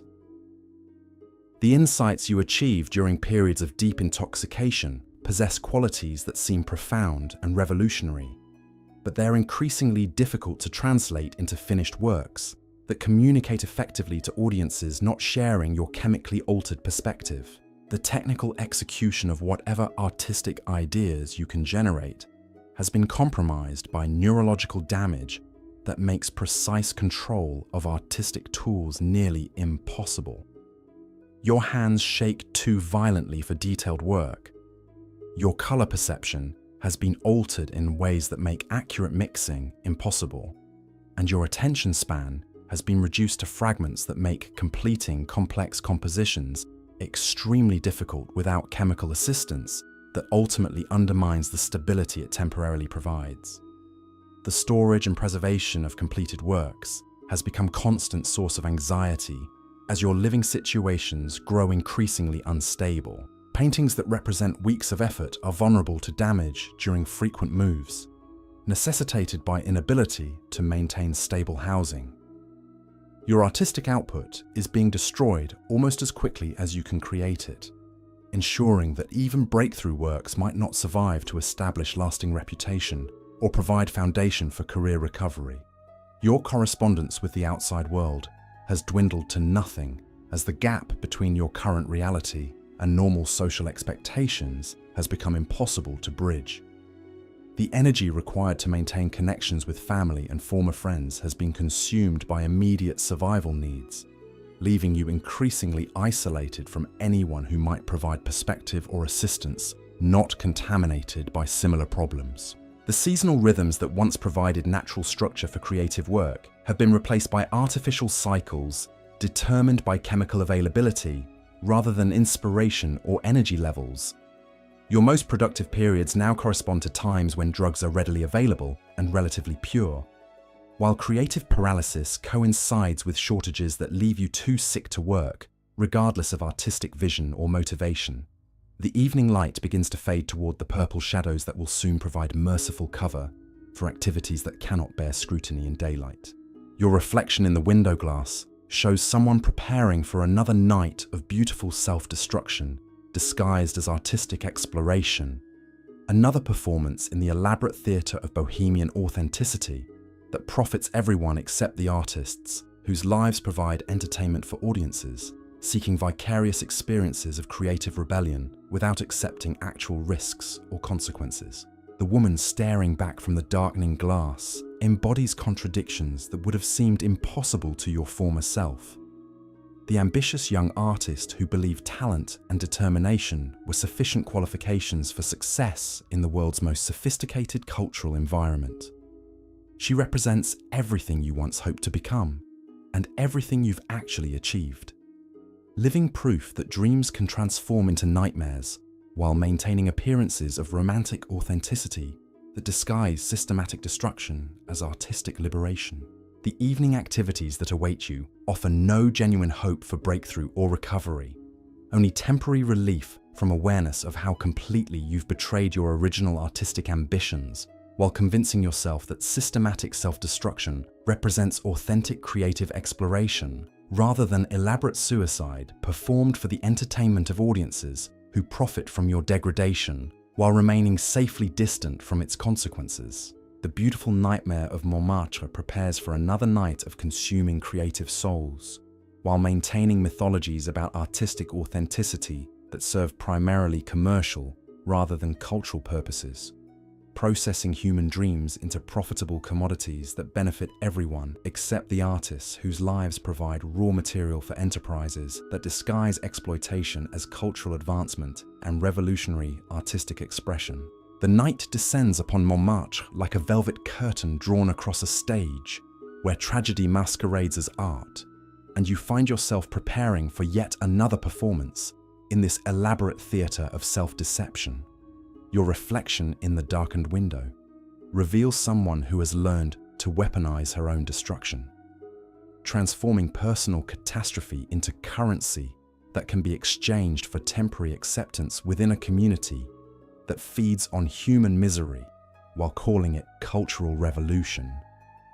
The sounds from the cafe below shift into their evening rhythm as the serious business of chemical commerce begins to replace the afternoon's pretense of intellectual discourse. You recognize the voices of dealers who pose as philosophers, customers who disguise desperation as artistic necessity, and observers who consume authentic suffering like expensive wine while maintaining safe distances from its actual consequences. This is the soundtrack of your existence now, a symphony of exploitation conducted with such sophistication that even the victims believe they're participating in something noble and transformative. Your preparation ritual has evolved into something that would be recognizable to any professional performer, each step carefully choreographed to create maximum impact while concealing the mechanical nature of what you're actually doing. The makeup you apply serves multiple functions beyond simple vanity, disguising physical deterioration while enhancing the romantic image of artistic suffering that potential buyers expect to see when they purchase pieces of your soul disguised as paintings. The clothes you select tell carefully constructed stories about rebellion and authenticity, while hiding the practical reality that most of your wardrobe now exists primarily to accommodate the dramatic physical changes that accompany systematic chemical dependency. Your jewelry serves as both artistic statement and strategic distraction, drawing attention away from the hollow cheeks and prominent bones that speak of malnutrition, rationalized as spiritual dedication to higher pursuits than mere physical comfort. Your artistic materials have been arranged with ritualistic precision that mimics the careful preparation you once devoted to serious creative sessions, though you understand that tonight's activities will produce nothing resembling the work that once earned critical recognition and collector interest. The paints are mixed with substances that extend their volume, regardless of how such adulterants might affect color quality or permanence. Your brushes are selected more for availability than suitability for the techniques you're attempting to employ.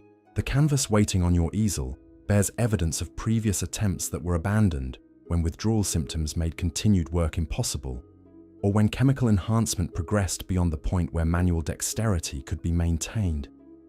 These false starts have become archaeological layers, documenting your descent, each unsuccessful beginning marking another stage in the systematic destruction of capabilities that once distinguished you from amateur practitioners of arts and crafts therapy. Your evening destination requires careful selection, based on factors that have nothing to do with artistic inspiration or intellectual stimulation. You must consider which establishments currently offer the best combination of potential buyers, reliable chemical supplies, and social dynamics that might provide opportunities for the kinds of transactions that maintain your minimal functionality while preserving facades of creative purpose and artistic authenticity. The walk through Montmartre's winding streets exposes you to evening atmosphere that would once have stimulated creative vision, but now serves primarily as navigation challenge requiring concentration you can barely maintain.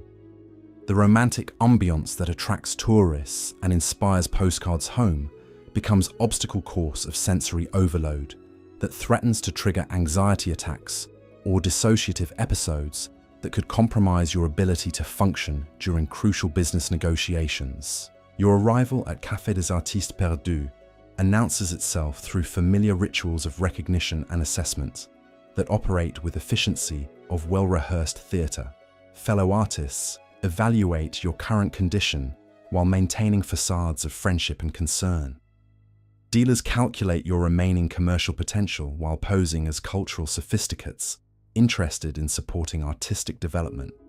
Collectors examine you like museum specimens, representing authentic Bohemian experience.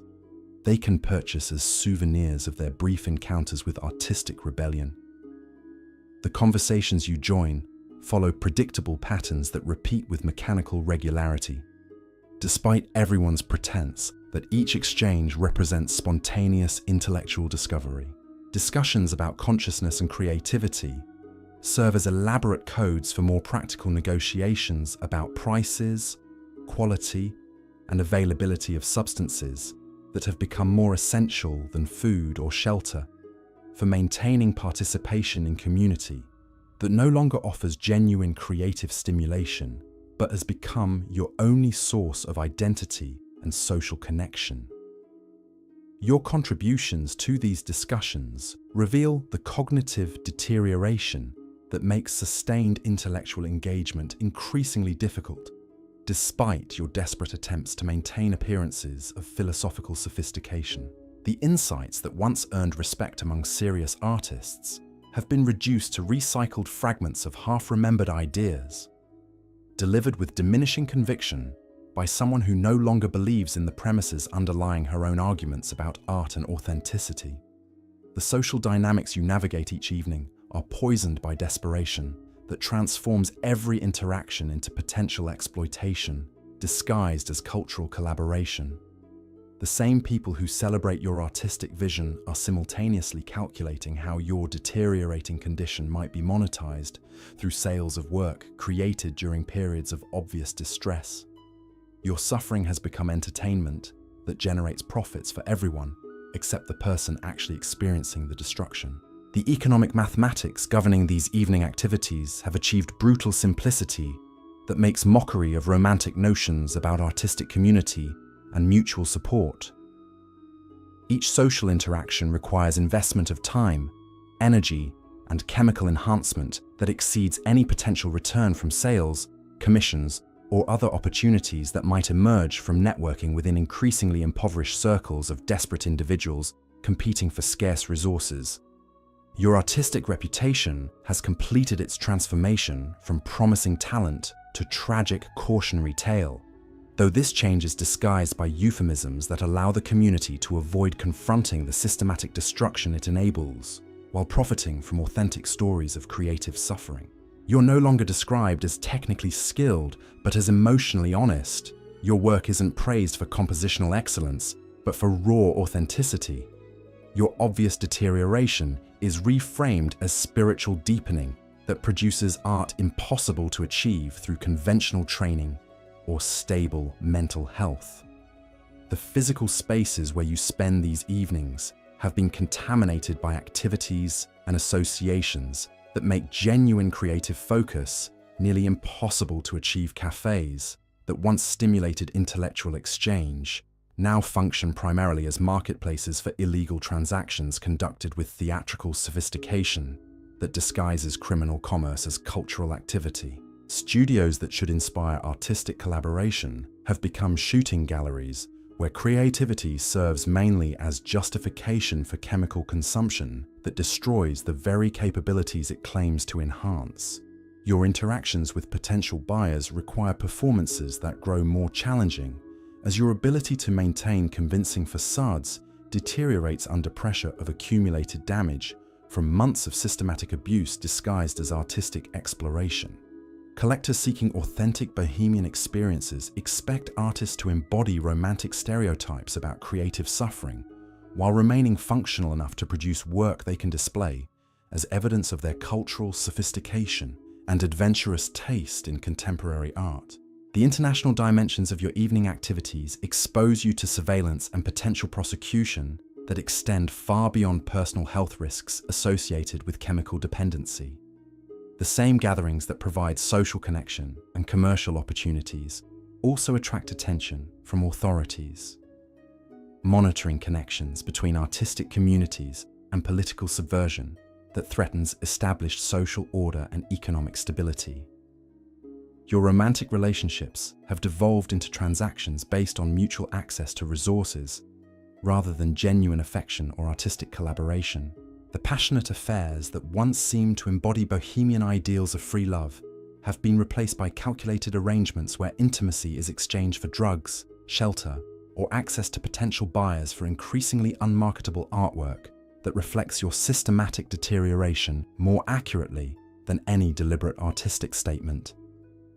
The technical aspects of whatever artistic work you attempt during these evening sessions have been compromised by neurological damage that makes precise control of tools nearly impossible without chemical assistance that ultimately undermines the stability it temporarily provides. Your hands shake too violently for detailed work. Your color perception has been altered in ways that make accurate mixing impossible, and your attention span has been reduced to fragments that prevent completion of complex compositions requiring sustained concentration and consistent technique. The storage and preservation of whatever work you do manage to complete has become a constant source of anxiety as living situations grow increasingly unstable and temporary. Paintings representing weeks of effort remain vulnerable to damage, theft, or loss during frequent moves necessitated by inability to maintain stable housing arrangements. Your artistic output is being destroyed almost as quickly as you can create it, ensuring that even breakthrough works might not survive to establish lasting reputation or provide foundation for potential career recovery. Your correspondence with family and former friends has ceased entirely as the gap between your current reality and normal social expectations has become impossible to bridge through conventional communication.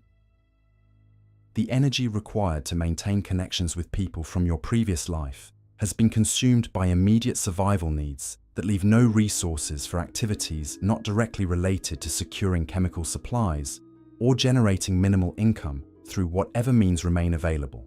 The seasonal rhythms that once provided natural structure for creative work have been replaced by artificial cycles determined by drug availability and withdrawal patterns rather than inspiration, energy levels, or artistic vision. Your most productive periods now correspond to times when substances are readily available and relatively pure, while creative paralysis coincides with shortages that leave you too physically compromised to work regardless of motivation or artistic ambition. The evening progresses with mechanical inevitability toward outcomes that offer no genuine hope for breakthrough or recovery, only temporary relief from awareness of how completely you've betrayed original artistic ambitions, while convincing yourself that systematic self-destruction represents authentic creative exploration, rather than elaborate suicide performed for entertainment of audiences who profit from your degradation, while maintaining safe distances from its actual consequences. Your artistic vision has become simultaneously more intense and more unreliable as chemical alterations to consciousness have progressed beyond the point where enhancement can be distinguished from impairment. The insights you achieve during periods of deep intoxication possess qualities that seem profound and revolutionary to your altered perception, but they prove increasingly difficult to translate into finished works that communicate effectively to audiences not sharing your chemically modified perspective on reality and creative expression. The financial resources that once provided modest security have been systematically converted into chemical supplies that produce diminishing returns while requiring ever-increasing investments to achieve effects that were once easily accessible through smaller quantities of higher quality substances. Your economic situation has reached mathematical breaking point, where continued participation in this lifestyle requires resources you no longer possess, while abandoning it would eliminate your only remaining source of identity and social connection. The mirror behind the bar reflects back someone who has learned to perform her own destruction with theatrical sophistication that transforms personal tragedy into commercial entertainment for audiences seeking vicarious experiences of artistic rebellion, without accepting actual risks or consequences associated with genuine creative exploration. The woman staring back embodies contradictions that would have seemed impossible to your former self, representing everything you once hoped to become and everything you've actually achieved through systematic betrayal of original artistic ambitions. The beautiful nightmare of Montmartre continues around you with mechanical efficiency that processes dreams into commodities while maintaining mythologies about artistic authenticity that serve primarily commercial rather than cultural purposes. The community that seemed to offer sanctuary from conventional society operates according to economic principles more ruthlessly exploitative than anything found in the bourgeois world. You originally sought to escape through dedication to creative expression and chemical experimentation. The evening activities stretching ahead offer nothing resembling genuine artistic opportunity or creative fulfillment. Only another series of transactions designed to maintain your minimal functionality within systems that profit from human suffering, while disguising exploitation as cultural advancement and revolutionary artistic expression. The romantic idealism that brought you to Paris has been systematically converted into fuel for enterprises that benefit everyone except the artists whose lives provide raw material for elaborate commercial ventures disguised as bohemian communities dedicated to authentic creative exploration and cultural rebellion against established social order. The night deepens around you like gathering storm clouds pregnant with inevitable destruction, and you prepare to participate once again in rituals of beautiful self-annihilation that masquerade as artistic authenticity while serving primarily to generate profits for sophisticated criminal enterprises that have learned to weaponize human creativity and transform individual tragedy into marketable commodities, consumed by audiences seeking entertainment that allows them to experience romantic notions about artistic suffering without confronting its brutal realities or accepting responsibility for systems that create and maintain such elaborate machinery of human destruction, disguised as cultural institutions devoted to supporting creative expression and artistic innovation. The weight of this accumulated realization settles into your consciousness with the finality of a closing curtain. You've become a living artifact of your own choices, a breathing testament to how completely idealism can be corrupted when it encounters systems designed to exploit rather than nurture human potential. The face staring back from darkened windows no longer belongs to someone pursuing artistic dreams, but to someone whose dreams have been systematically harvested and processed into currency for enterprises that profit from the destruction they enable. Your evening preparations have evolved beyond ritual into something resembling religious ceremony, each gesture imbued with desperate significance by someone who understands that maintaining appearances has become more essential than creating authentic work.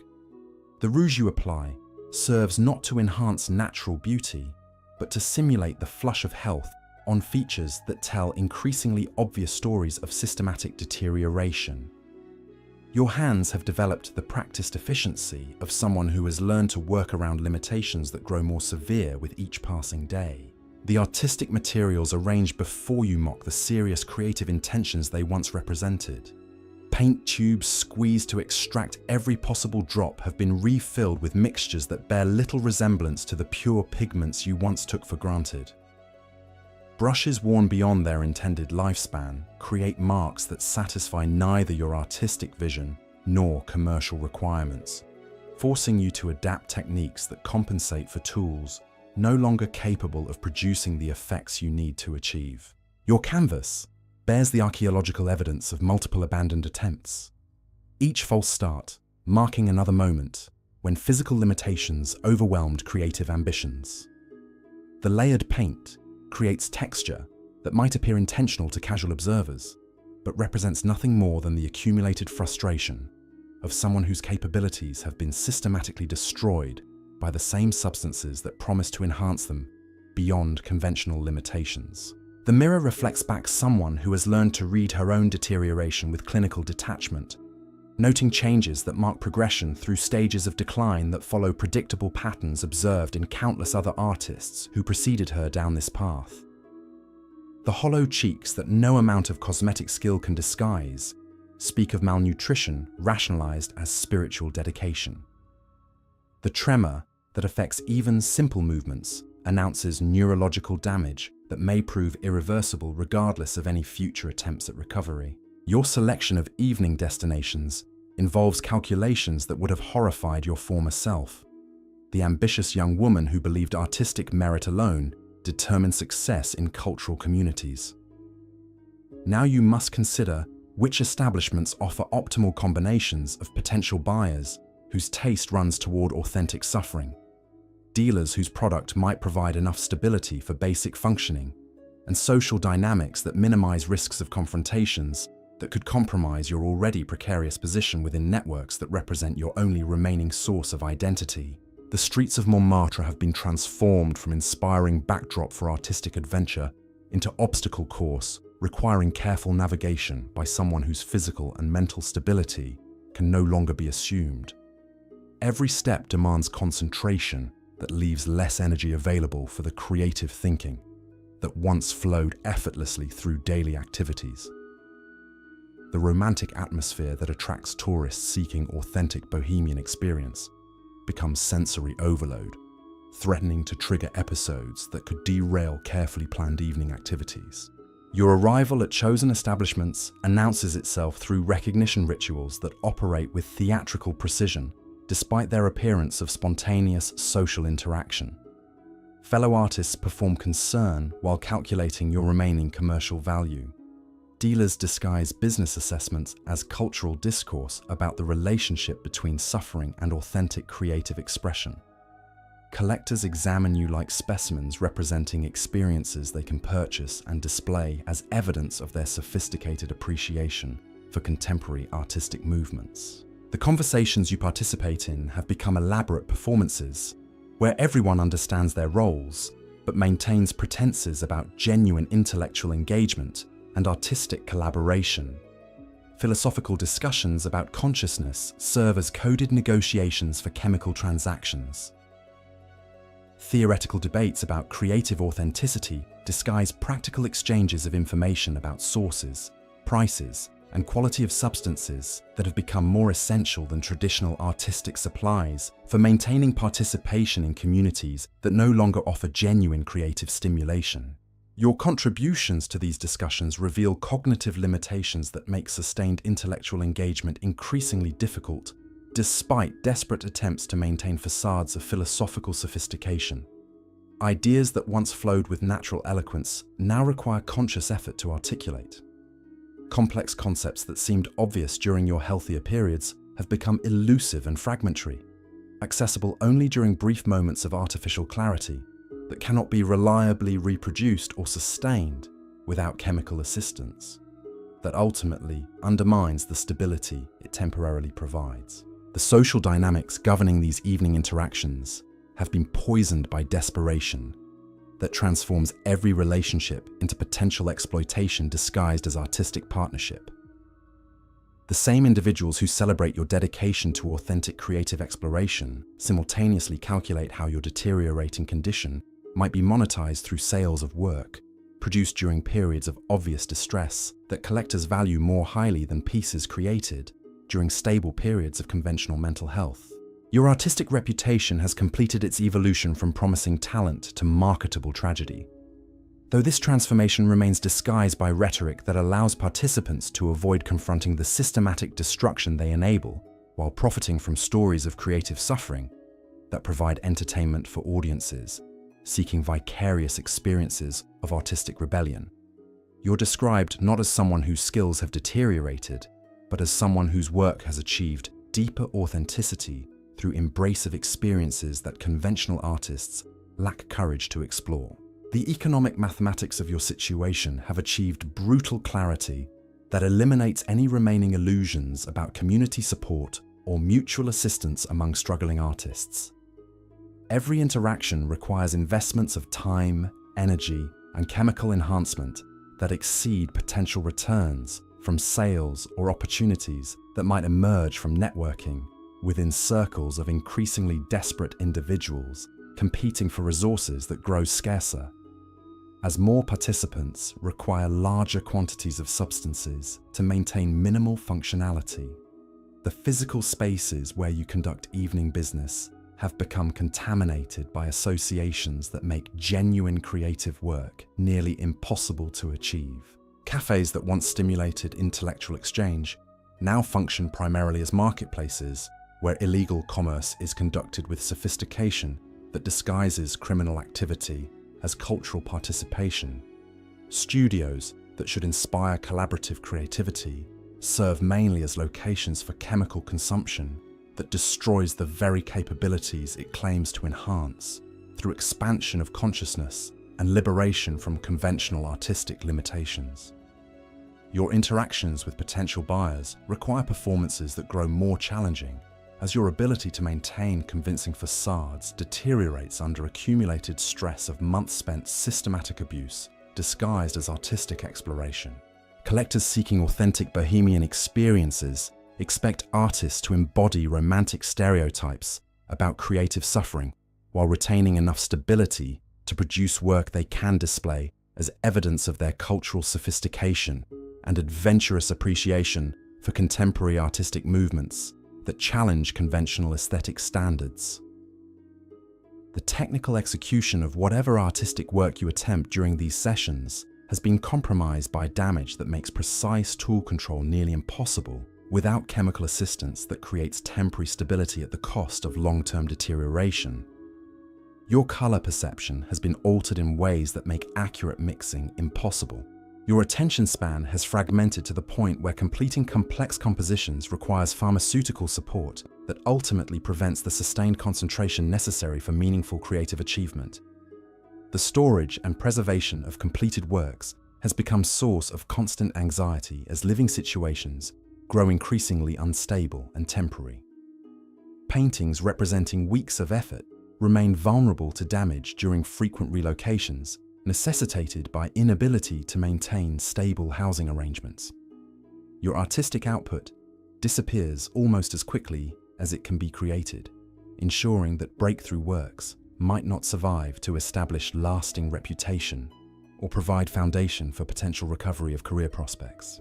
Your correspondence with family and former friends has been severed entirely as the gulf between your current reality and normal social expectations has become impossible to bridge through conventional communication methods.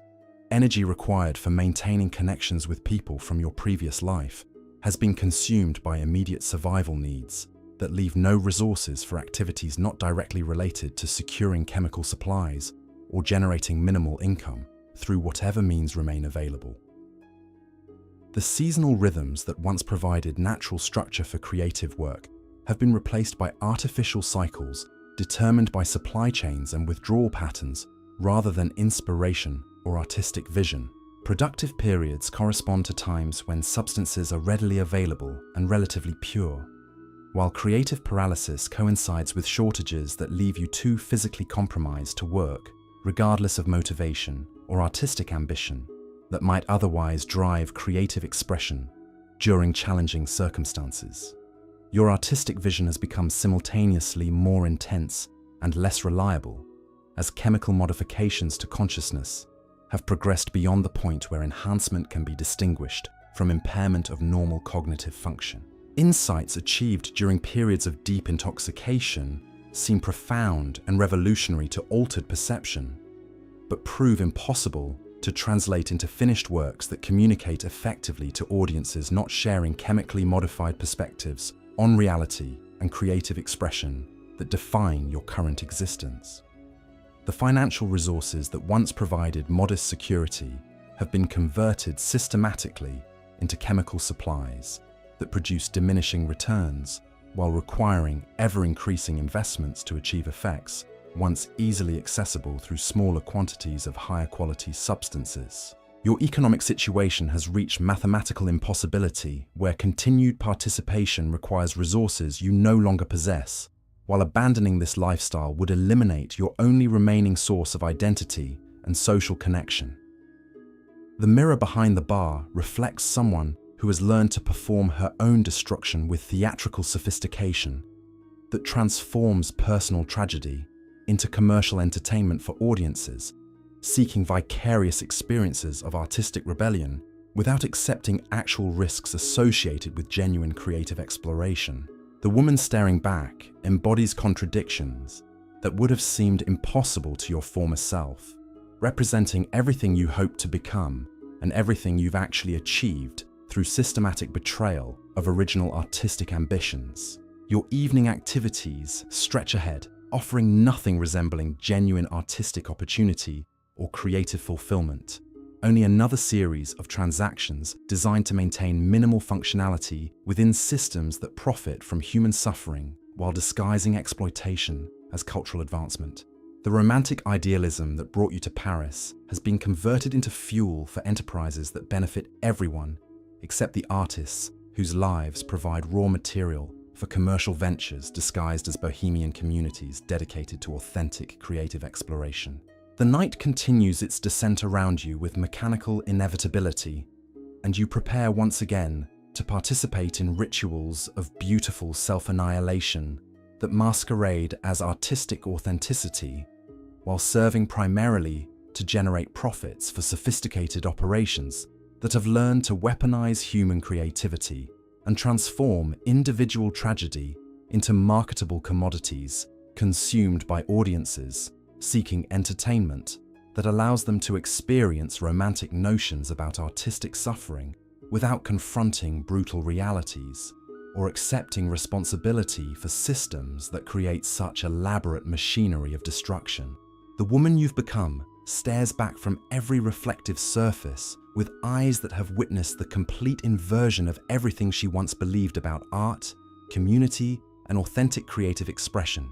The Bohemian paradise has revealed itself as sophisticated hell, designed to consume souls while maintaining mythologies that make participation feel like privilege rather than victimization. The beautiful nightmare of Montmartre continues its ancient work of processing dreams into commodities, indifferent to individual tragedy, while maintaining its reputation as the world's capital of artistic innovation and cultural rebellion that serves primarily commercial rather than creative purposes. The dawn breaks over Montmartre with cruel indifference, casting harsh light through windows that no longer offer refuge from the truths you've spent months avoiding. Your body has become a battlefield where every cell wages war against itself, demanding substances that promise relief while delivering only deeper enslavement. The morning ritual of assessing damage has evolved into medical triage performed by someone whose clinical detachment masks the horror of cataloguing her own systematic destruction. Your hands, once capable of capturing the most delicate interplay of light and shadow, now require 20 minutes of careful warming and flexing before they can grip a brush with anything resembling control. The fine motor skills that distinguished your work from amateur attempts have been replaced by crude approximations that would embarrass a first-year student. Yet somehow, in the twisted economics of this world, these damaged hands produce paintings that sell for higher prices than your technically superior earlier works, because collectors have learned to value authentic suffering over artistic excellence. The face staring back from your cracked mirror tells a story that cosmetics can no longer disguise. The hollow cheeks and sunken eyes speak of malnutrition that extends beyond simple hunger into cellular starvation. Your skin has developed the translucent quality of parchment, stretched tight over bones that seem to grow more prominent each day. The bohemian aesthetic that once expressed rebellion against conventional beauty standards now serves primarily to camouflage the physical evidence of choices that have consumed everything they were supposed to liberate. Your morning correspondence consists of bills you cannot pay and letters from dealers who pose as friends while calculating your remaining commercial value with actuarial precision. The romantic language they use to discuss your artistic journey barely conceals business assessments that treat your deterioration as inventory to be managed rather than human tragedy to be addressed. Their concern for your welfare extends exactly as far as your ability to produce marketable work, no further. The studio that once represented sanctuary from conventional expectations has become a crime scene where creativity goes to die. Paint tubes lie empty and split open, their contents extracted with surgical thoroughness by someone who understands that wasting even drops of pigment could mean the difference between completing a saleable piece and facing withdrawal without chemical relief. Your brushes, worn beyond recognition, create marks that satisfy neither artistic vision nor technical requirements, forcing adaptations that compromise every aspect of your creative process. Your artistic technique has devolved into damage control rather than creative expression. Each painting becomes an exercise in working around limitations that grow more severe with every passing day. The sophisticated color relationships that once distinguished your work have been replaced by muddy approximations created by someone whose visual perception has been systematically altered by substances that promised enhancement while delivering destruction. The luminous effects that critics once praised as evidence of exceptional training are now impossible to achieve with hands that shake too violently for precise brush control. The social dynamics of your evening activities follow patterns of exploitation disguised as cultural participation. Fellow artists perform friendship while evaluating your remaining usefulness to their own survival strategies. Conversations about aesthetic theory serve as elaborate codes for negotiations about drug sources and prices. The intellectual discourse that once stimulated your thinking has been reduced to practical exchanges of information necessary for maintaining minimal functionality within systems designed to consume rather than nurture human creativity. Your relationship with time has been fundamentally altered by chemical dependency that creates artificial rhythms disconnected from natural cycles of rest and activity. Days blur into nights without clear demarcation, marked only by the ebb and flow of substances that determine whether you can function or merely survive. The creative schedule that once followed inspiration and energy levels has been replaced by pharmaceutical timing that treats artistic work as secondary to chemical maintenance of basic physiological stability.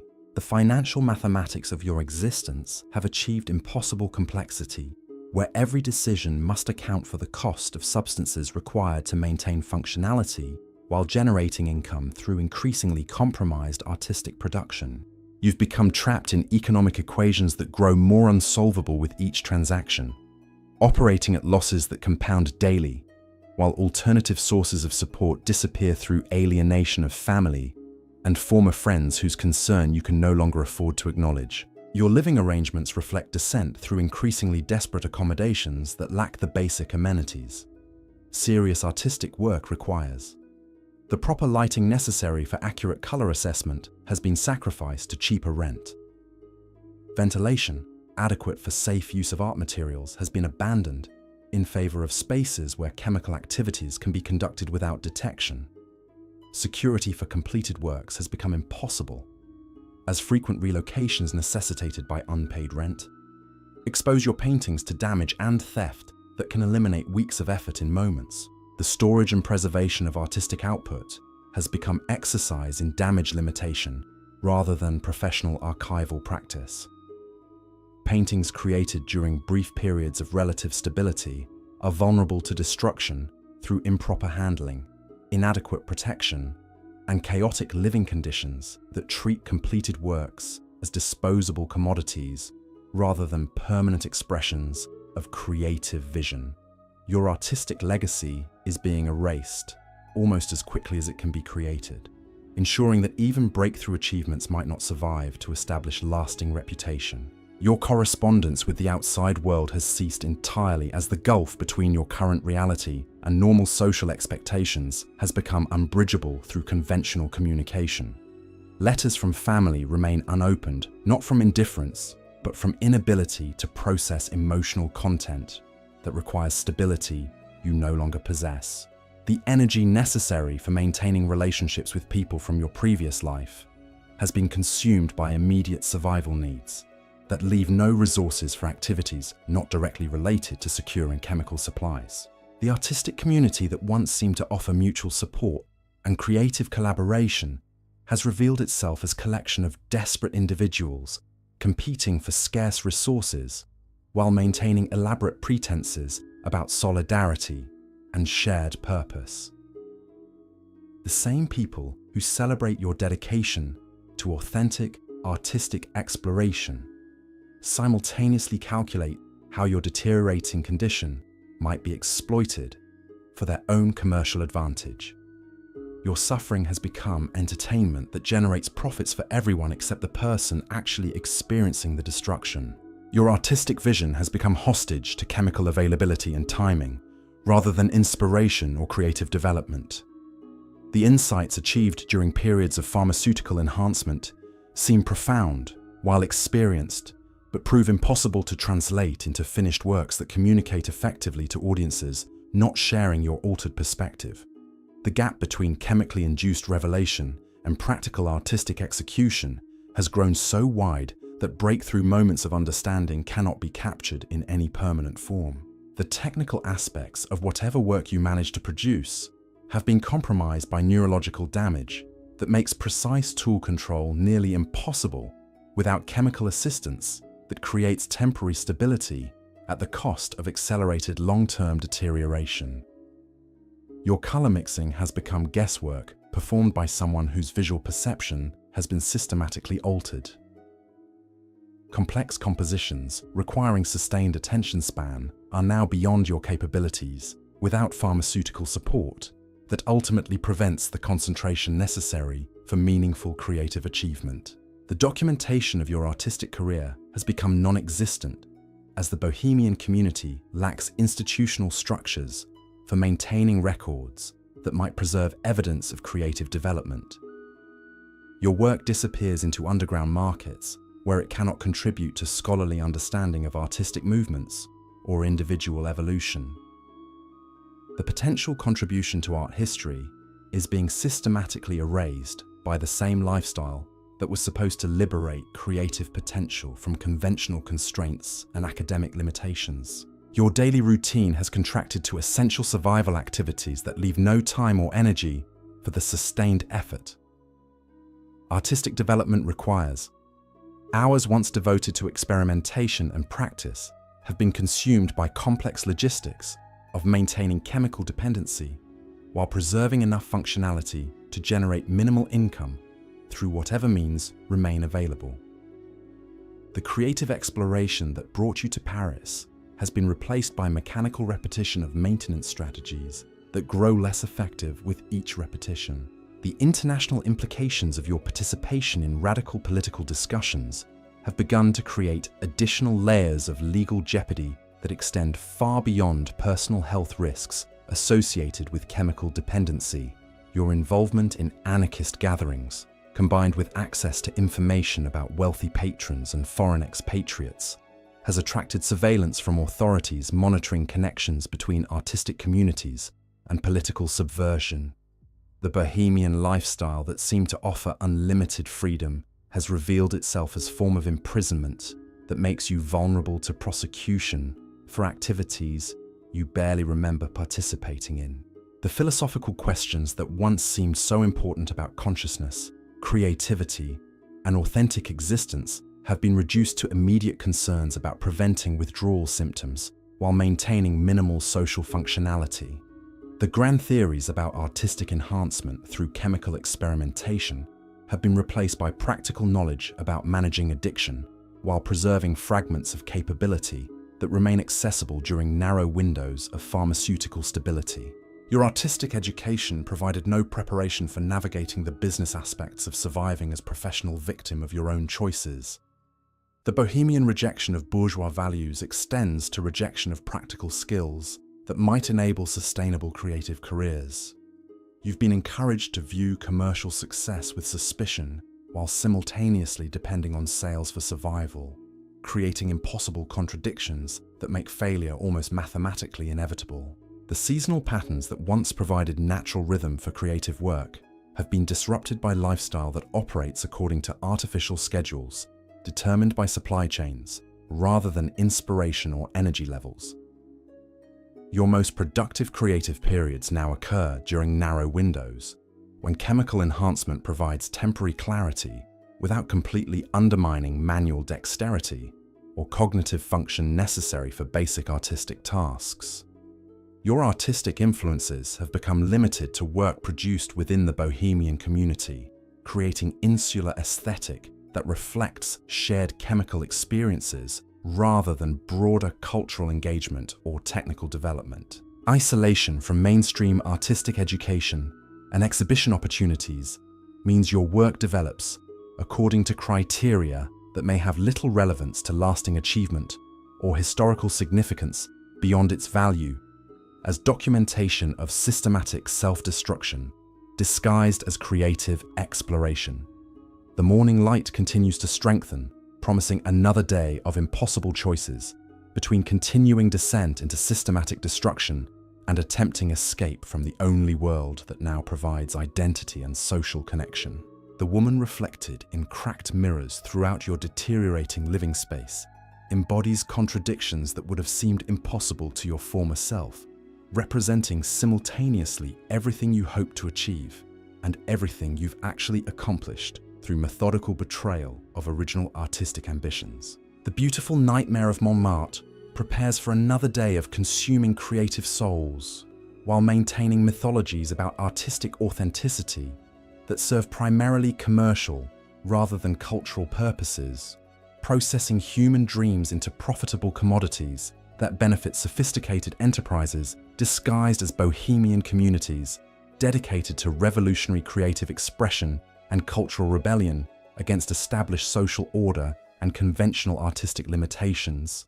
The harsh reality crystallizes with the clarity of morning frost as you realize that this existence has become a grotesque parody of everything you once believed about artistic authenticity and creative freedom.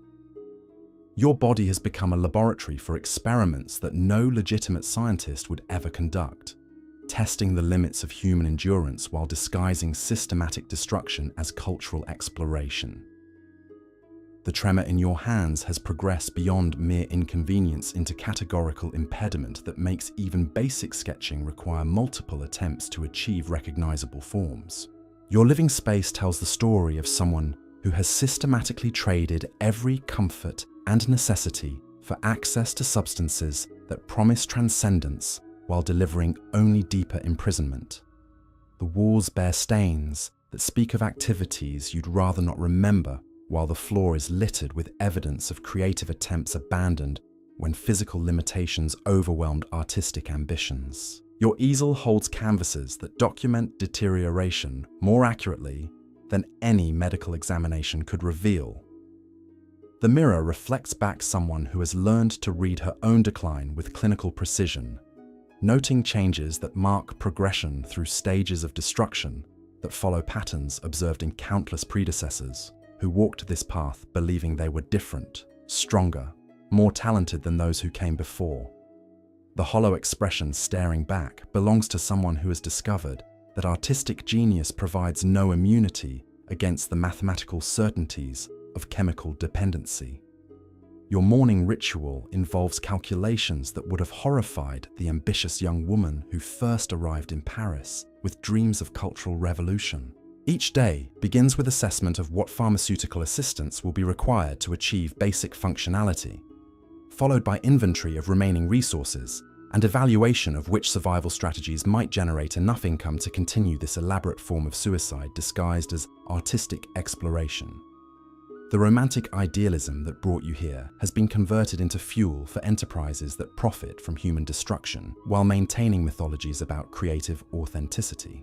The Bohemian community reveals its true nature as a sophisticated machine designed to identify, exploit, and consume artistic talent while convincing victims they're participating in revolutionary cultural movements.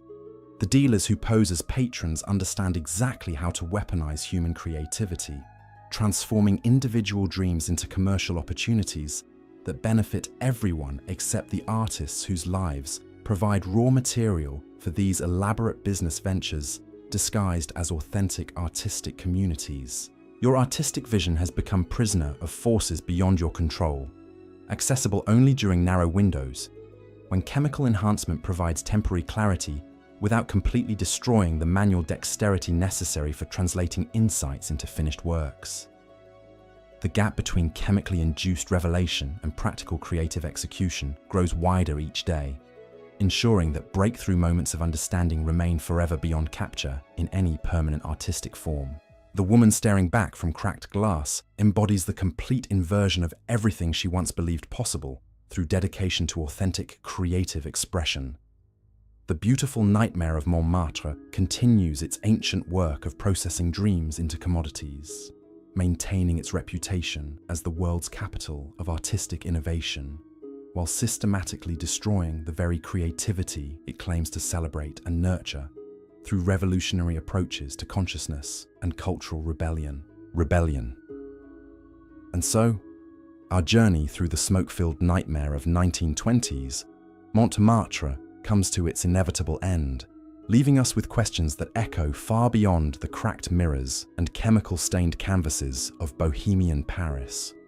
The woman whose eyes we've looked through, whose trembling hands we've felt, represents more than just one tragic story. She embodies the eternal tension between the human desire for transcendence and the brutal mathematics of self-destruction disguised as artistic authenticity. What we've witnessed isn't just a cautionary tale about drugs or a romantic tragedy about suffering artists. It's a revelation about how easily our highest aspirations can be weaponized against us by systems that understand exactly how to transform individual dreams into collective nightmares. The Bohemian paradise that promised liberation through creative rebellion revealed itself as perhaps the most sophisticated form of imprisonment ever devised. One that convinces its victims they're participating in their own salvation while systematically consuming everything that made them human in the first place. The true horror isn't the chemical dependency or even the physical deterioration. It's the recognition that every choice along this path felt rational, even necessary, to someone trapped within a worldview that had been carefully constructed to make destruction feel like enlightenment. The dealers weren't just selling drugs, they were selling identity, purpose, and community to people whose conventional support systems had been systematically undermined. As we step back from this world of beautiful destruction, we're left with the uncomfortable realization that the forces that created this nightmare didn't disappear with the 1920s. They simply evolved, finding new ways to exploit human creativity and vulnerability while maintaining elaborate mythologies about artistic authenticity and cultural rebellion. The question isn't whether such systems exist today, but whether we possess the wisdom to recognize them before they consume us as completely as they consume the dreams scattered across the floors of those smoke-filled Montmartre studios, where art went to die disguised as liberation.